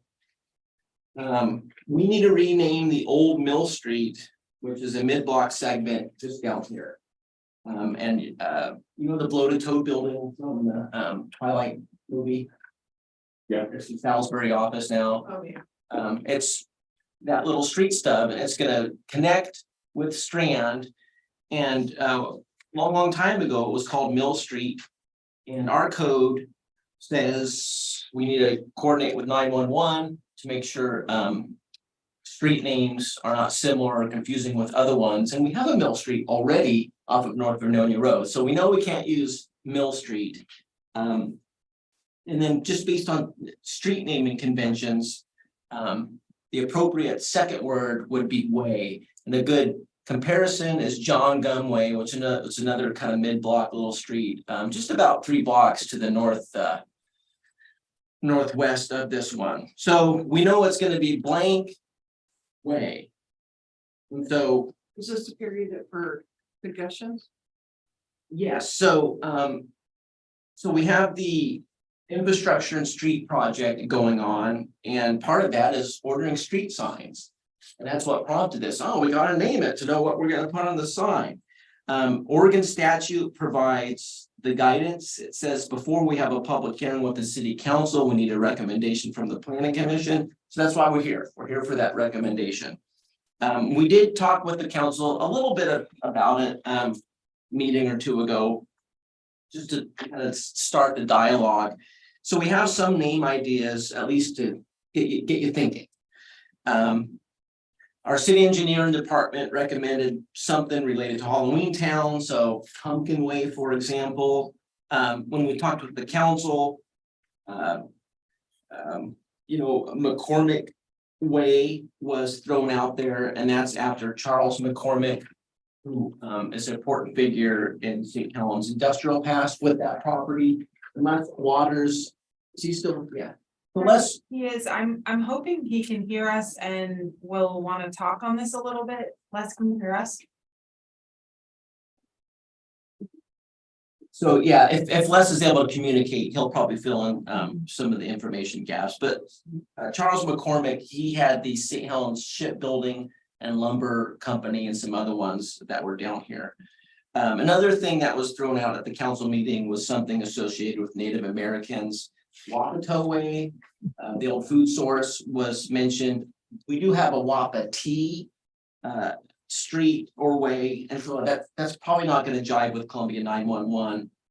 But another suggestion, which was in Les's report, was Chief Kison. Okay, I butchered that. Sorry, I'm glad someone way. It said a lot of different, spelled a lot of different ways. I think that was confusing. No. And then another one that was thrown out was Wapama Way, which was a famous ship built on this site. So, but you know, it could be anything. Ultimately, I would recommend having a couple or a few names for the council to kind of chew on. And we will check these with Columbia 911 for duplication. And, you know, maybe one of those that you think is a suggestion is too similar to another name in the county. We're familiar with a lot of the names in the city limits, but not in the county as an entirety. So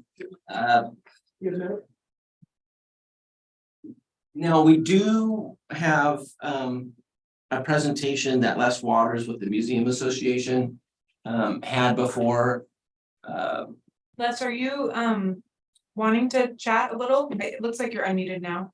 I am unmuted, so yes, I can participate however you'd like. Awesome. Are you able to share your video, or do you want to share your video? I saw it roll up, so I think you probably should control that. Okay, I don't think I can force you to start video, but we can hear you just great. If you're comfortable with this, I can just kind of slide through your slides and you can chat on them. Okay. Well, this is like really zoomed in. Control scroll down. Yeah, it's not even changing the size. Tool is covered by I know, and I can't get that to go away. It's very odd. You gotta stop sharing and go back in. Maybe that'll work. No, it's like a weird, Can you just move it to the side and then? oh yeah, good idea. There we go. Rock and roll. Okay. Les, do you see the slides? I can now, yes. Okay, cool. I'll make them big here. Gosh, it's like really awkwardly sized. I'm I'm sorry. gonna say something real fast. He's not just a guy with the Historical Society, he's the curator. Many generations born and raised here, and so got a dog in this fight. Sorry that I improperly talking. Yeah. I don't think that makes much difference on what name you choose, but yeah, I would like to say that we really appreciate the opportunity to weigh in on this on the way, if you will. But Okay. we strongly feel that we would like the street to have some historic tie to St. Helens. Just because its location and the fact that it would be an opportunity to share some of that history with people if they're in that area. This slide that you're looking at right now is a Sanborn map. It's a fire insurance map, and so the colors denote how the buildings were built and the materials. So this just basically gives you your relationship between where you're sitting with the red star and where the street is. But if you probably can't see at the scale, but you can see that there were a number of businesses along Strand Street and then turning onto Mill Street.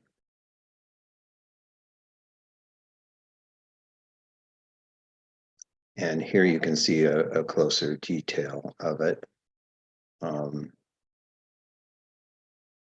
So that's 1916. So the picture in the lower right is actually Strand Street, and on the corner by where Mill Street is.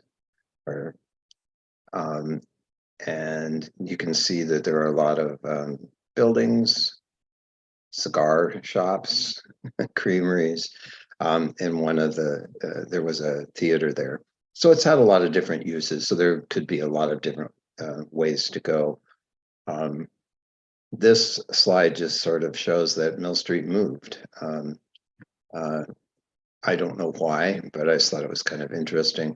But it also shows you the position as it relates to the mill that was there, and on the other side were the offices for the McCormick building. And by the way, there were two McCormick brothers, Hamlin and Charles. Hamlin is the one that lived in St. Helens. Charles lived in San Francisco, Jacob. So, so this is kind of a view of the area that shows you how it looked at one time. So the McCormick offices, as I mentioned, are right next to it. And on the other side, that house is still there, where you see this sign that says Mill Street.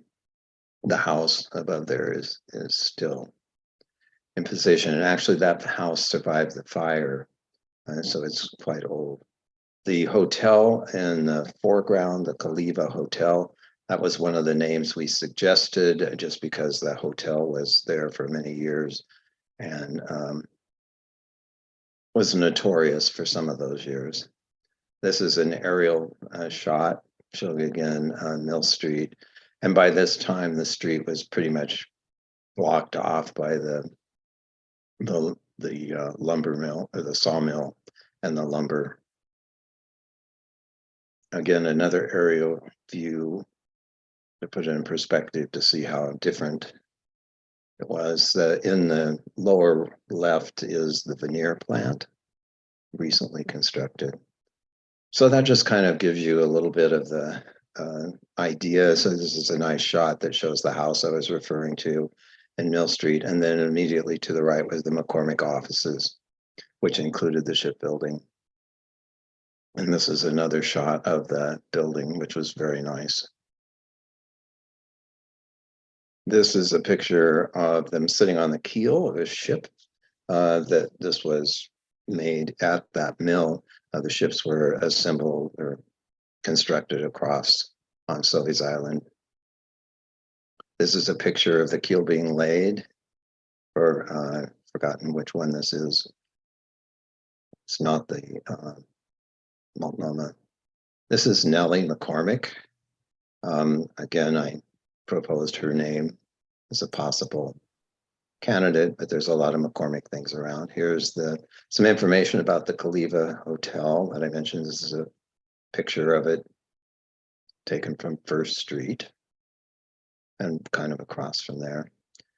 These were just some historic references.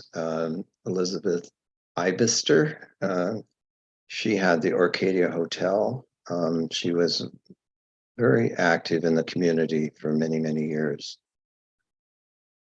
That was her home that the arrow was pointing to. I just proposed or suggested that there were some considerations for historic names of Indigenous people or pioneer women. And those you can see there, Elizabeth Perry Way didn't mention, but Elizabeth Perry was a pioneer to the St. Helens area, and she has a noteworthy life as a physician assistant type person. And then that's why I put her name on there. Then, of course, the shipbuilding references for names of the vessels or for something to do with shipbuilding. Many of the ships that were constructed there were named after waterfalls. So the Wapama is a waterfall in California. Celilo Falls, of course. So, but the Thistle was another name of a vessel that was built there. So I just thought, there's a way you can make that connection to whether businesses that occurred there before, that operated there before. And could you go back roll back just 1 second there? I know you guys have been there forever, but so that's the chief on the left. And that's a drawing of blueprints of one of the schooners that was constructed in St. Helens. And then that's Hamlin and Nellie McCormick in the right. So again, we have lots of history that we can tell about some of these names if there's an opportunity. Thank you. And then the last is just some shots of the Wapama. That was quite a famous vessel. It was part of the National Park Service. I just selected a couple pictures. The one on the lower right is its launch in St. Helens. And then above is its stateroom. And it was nicely fitted, as you can see.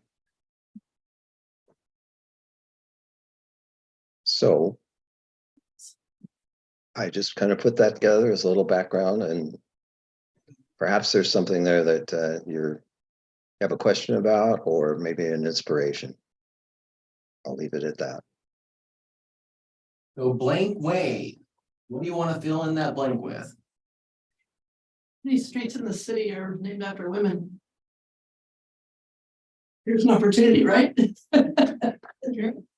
I will say we talked a little bit about Frogmore originally, and just given its proximity, it's a little further north than the actual slough. And so I've always liked the name Frogmore, and I think telling the history there is something, but we decided, well, there's going to be other naming opportunities on the waterfront property. This is not the only one. Get closer. And so, the Riverwalk has features like the Rocky Beach and the docks down to the, kayak and canoe launch that are conceptualized. So there's going to be other opportunities.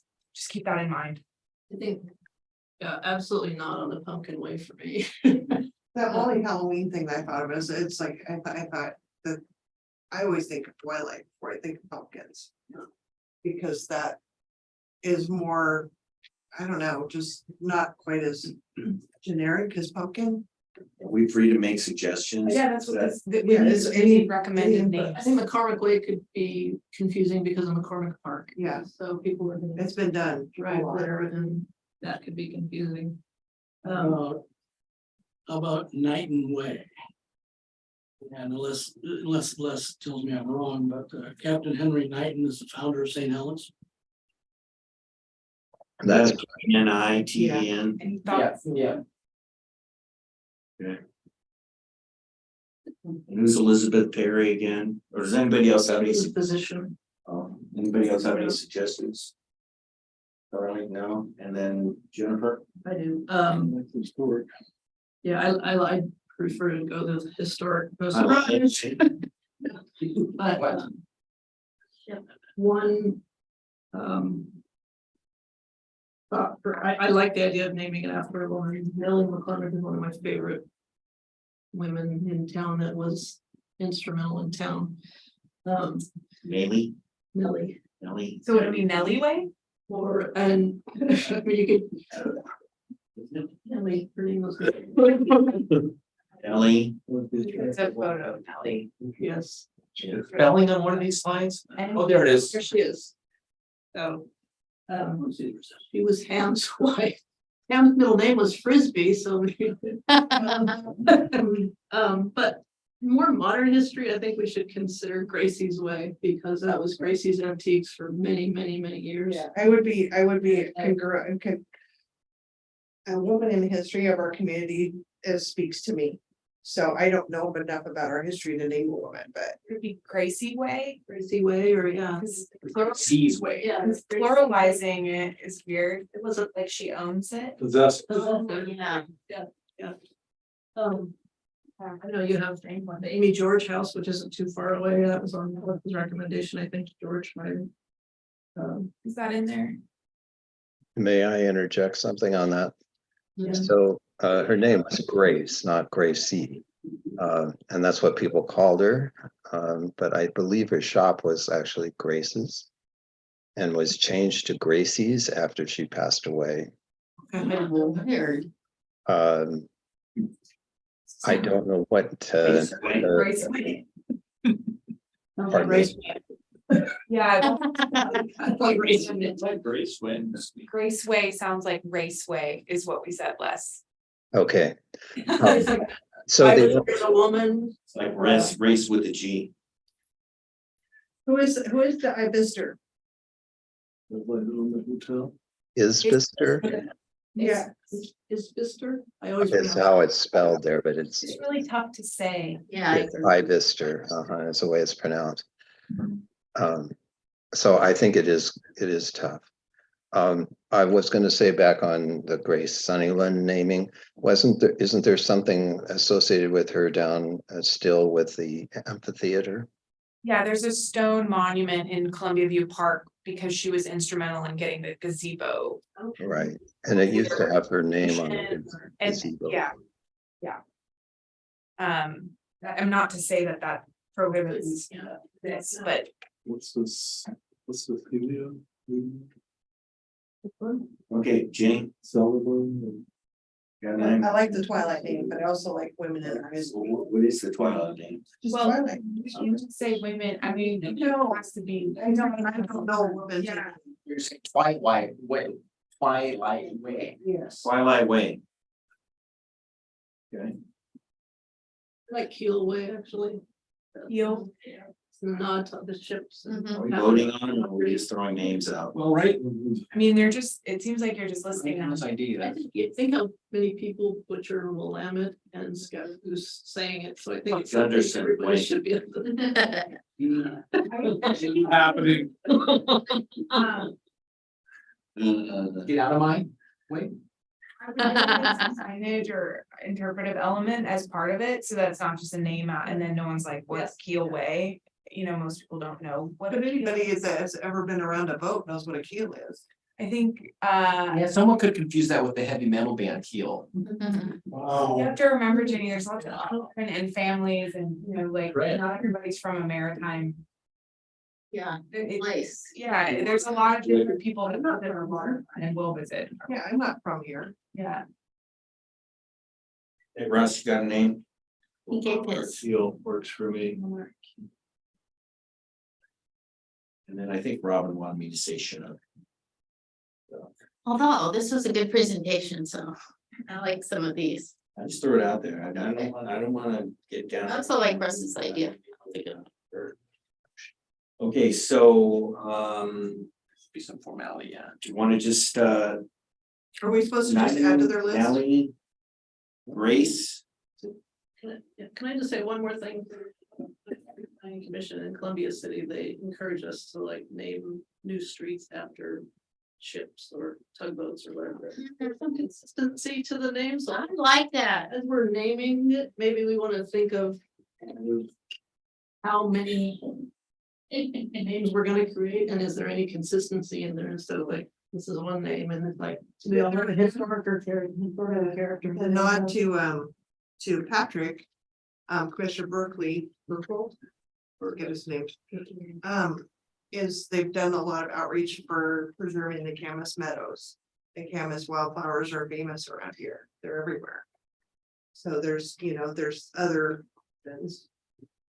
For, It's also not unique to St. Helens would be my counter. yeah, what's that? It's not unique to St. Helens. I mean, there's literally Camas, Washington. That, I like that, but just trying to thinking about tugboats or whatever, if you're gonna If think we went about. with like Wapama, then we could name other streets with other ships, and I mean, just so there's some consistency somewhere instead of just a bunch of random names. I don't like that because it makes somebody ask. I mean, somebody that doesn't, is not Mr. Waters that doesn't know the history, well, you're gonna ask them, where did that name come from? And it gives you not a chance to explain. Like Twilight Way, and the reason is that. Number one, Twilight is nice and it's very pretty here in the twilight, but also. I guess Bob's building is some connection to Twilight, Blooded Toad. and so. If we name the street right by his building Twilight Way, then we get a lot of tourism in here, people looking for Twilight, and then if the Twilight thing.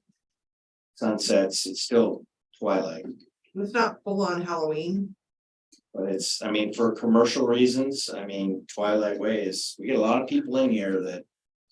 Oh, go to Twilight Way and see the house, Twilight House, and from Twilight, so.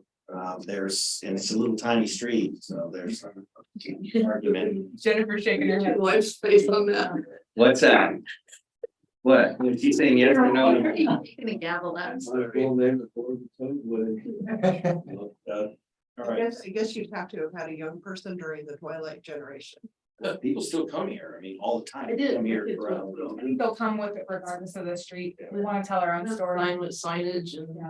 I Just got a text from the viewer, it says no on Twilight. They're watching. Okay. No. well, So what do you think about? Trying to agree on 3 of them to give to the council? Good idea. So let's, why don't we go through the ones that are already here and say yes or Of the no? both, I like the thistle the best. So why don't each of you get 2 votes? Of the boats, that's my favorite, because it's the most distinctive and easy to pronounce. Okay, so That's just. each of us 2 votes, you I mean? mean, I just was trying to come up with a way that you could all have a Well, if say. you don't like the boats, That's true. Tell you what, why don't we just write the name, write down on a piece of paper what they are, Your top 2, the top 2. and then we'll narrow it down. Yeah. that is- Or we could say, Any- do we agree that we want to name the streets after boats? Well, there's one street. There's one street naming. The other things would be like features or other. so we can make the recommendation that we follow, I mean, isn't that in the overarching plan of everything I've looked at, is it should have some nod to the history of our community. I don't think we're gonna go back to the street naming motion made to council recommendation, like to discern. No, I just meant in I'm not talking about that, I'm just talking about in all the things I've gone to, everything that architects have shown us have had ships in them. You're That's just what I'm like just that talking about. consistent with the theme. Consistent with the theme, I am not talking about, we'll stay in this moment in time. Okay, that's what I But thought. there's gonna be other things that will be ship themed. Yeah. That's Yeah. all. I agree. Okay, so why doesn't everybody pick? How many you want, Jenny? Three Yeah, names I'm not each? that picky. And then whatever the top three are, then that's what we'll take to the planning commission. How's that? Or to the city council. That's words. Does that sound good? So everybody write their top three down. And whatever the top three are. The top three from this then.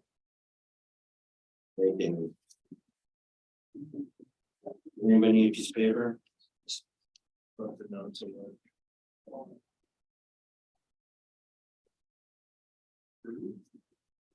Yeah, and then they're gonna. But they can leave it. Okay. Opening word. So, the good one. You want to call him tonight? Went away. Well, they need to make a motion tonight, right? On the right. What if there's a tie? Then one will tie.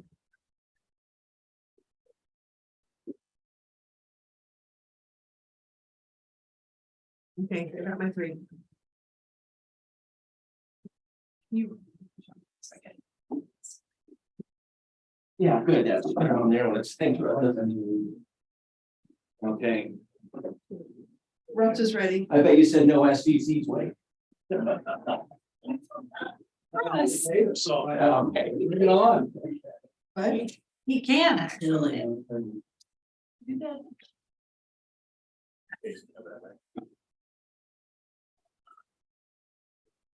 Sorry.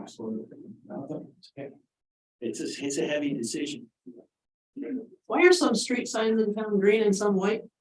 The north side was all green and the south side was all white, I think, or reverse, maybe I don't know. And then over time, they just got replaced and, yeah. I just learned that the other day.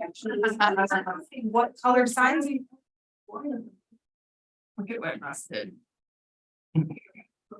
Green on top of the one. I went to a Main Street sometime and this guy decided they were gonna go out in the middle of the night and they knew the name of the neighborhood and they bought those little arches. They went out and bolted them on.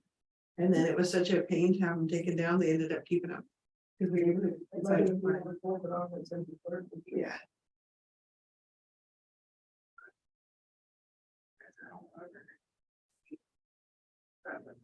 Are they all different? 18 names. All right, top three, and I guess with the three, maybe there'll be a third one that ties, like 10 tied for third. Oh, there we go. Wow, this is really good tiebreaker here.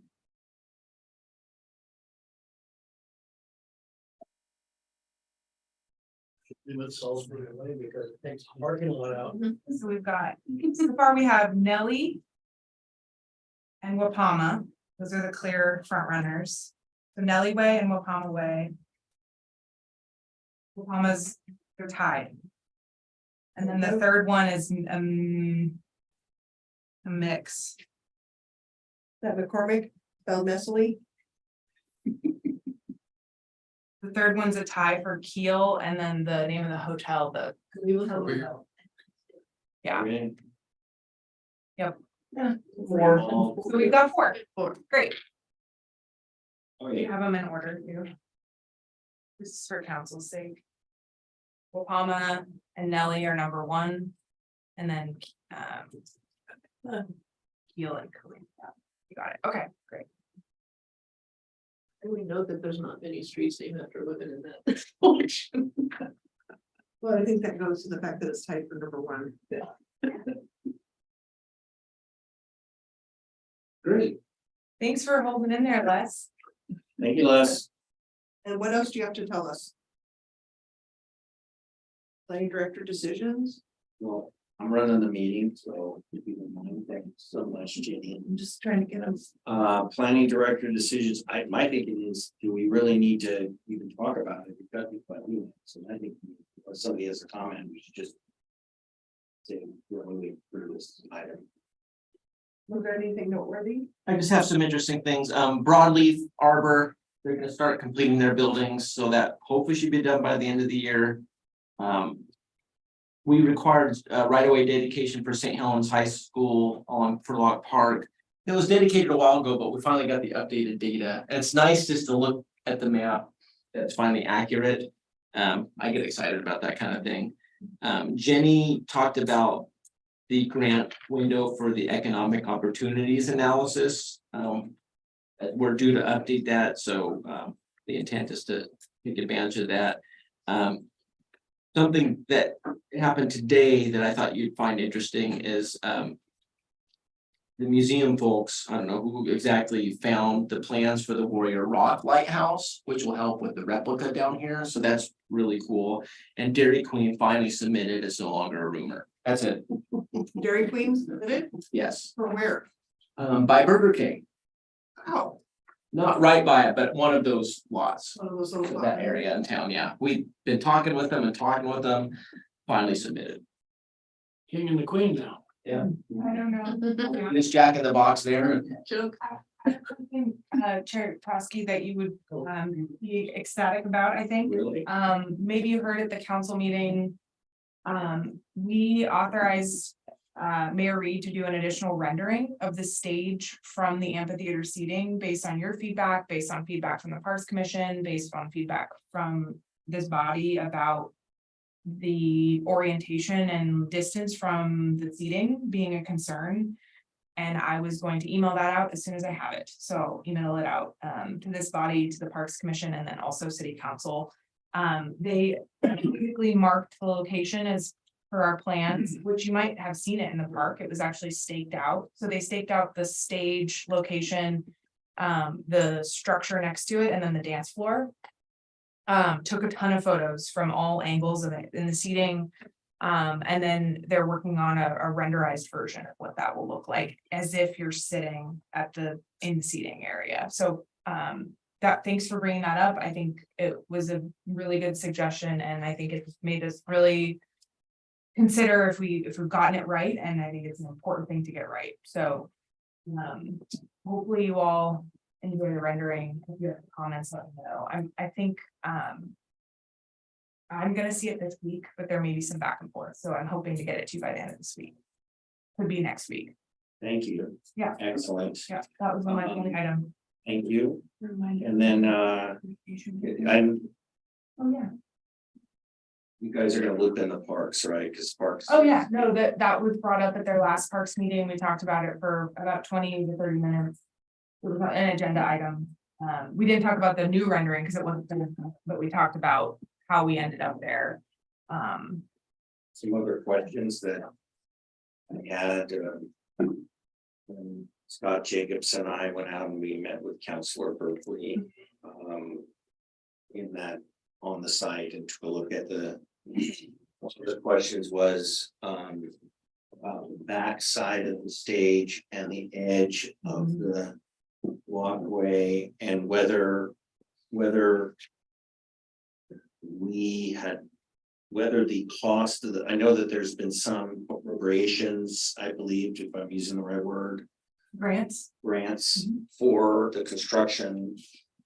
And so one of the questions was, is the current bid include the Riverwalk or not? That was a question because, you know, do we have a signed contract with a builder?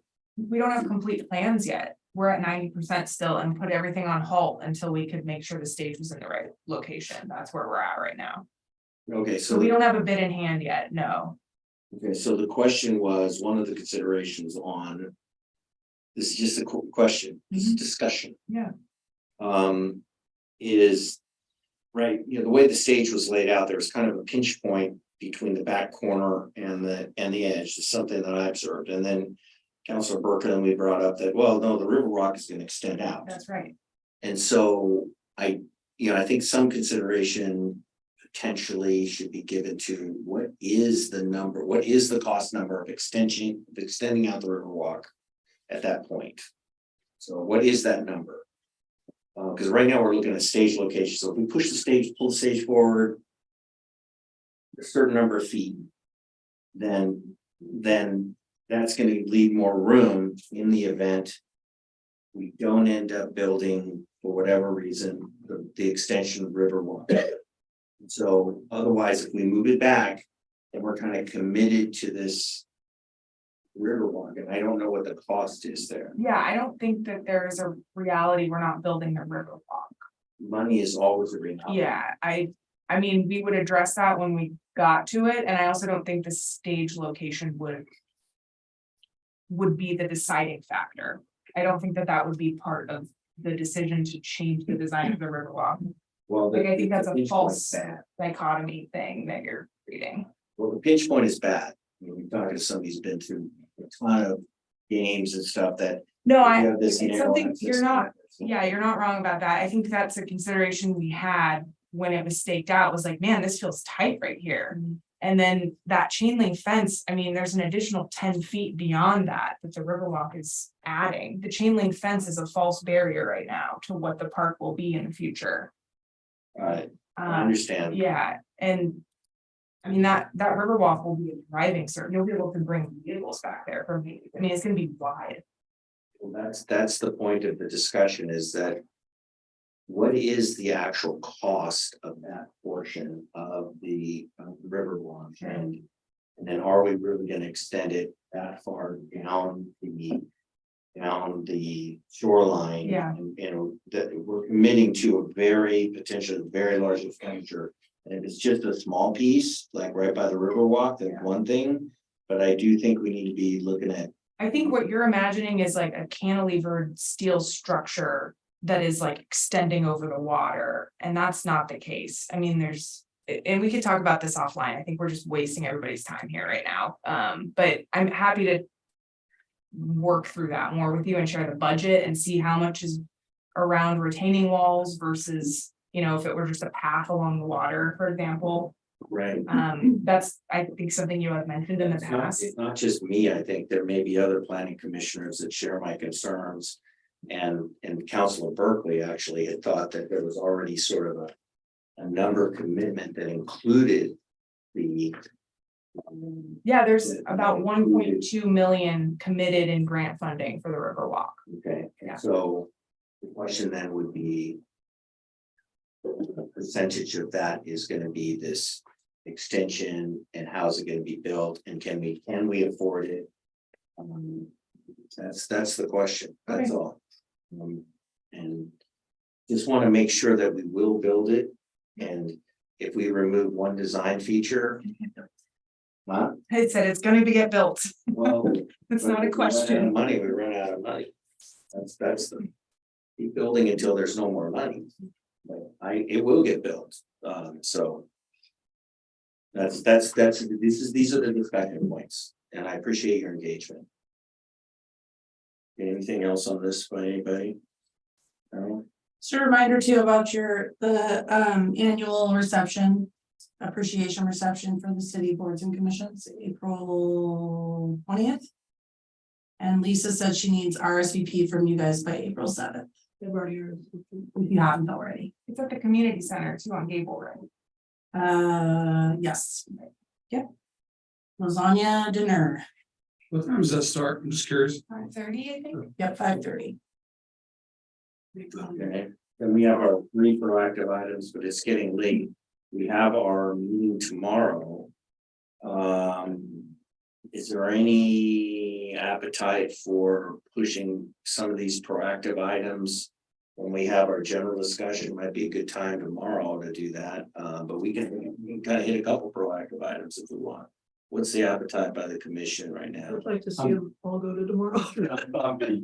Okay, all right then. So what we're gonna do is, why don't we have a motion that we just move our discussion, to after our general meeting. If we have some time and want to do, we'll talk about 315 architecture. New proactive items, is that, can somebody make that motion? So moved. See, I do have a second, okay, all in favor? Okay. What, too late? Well,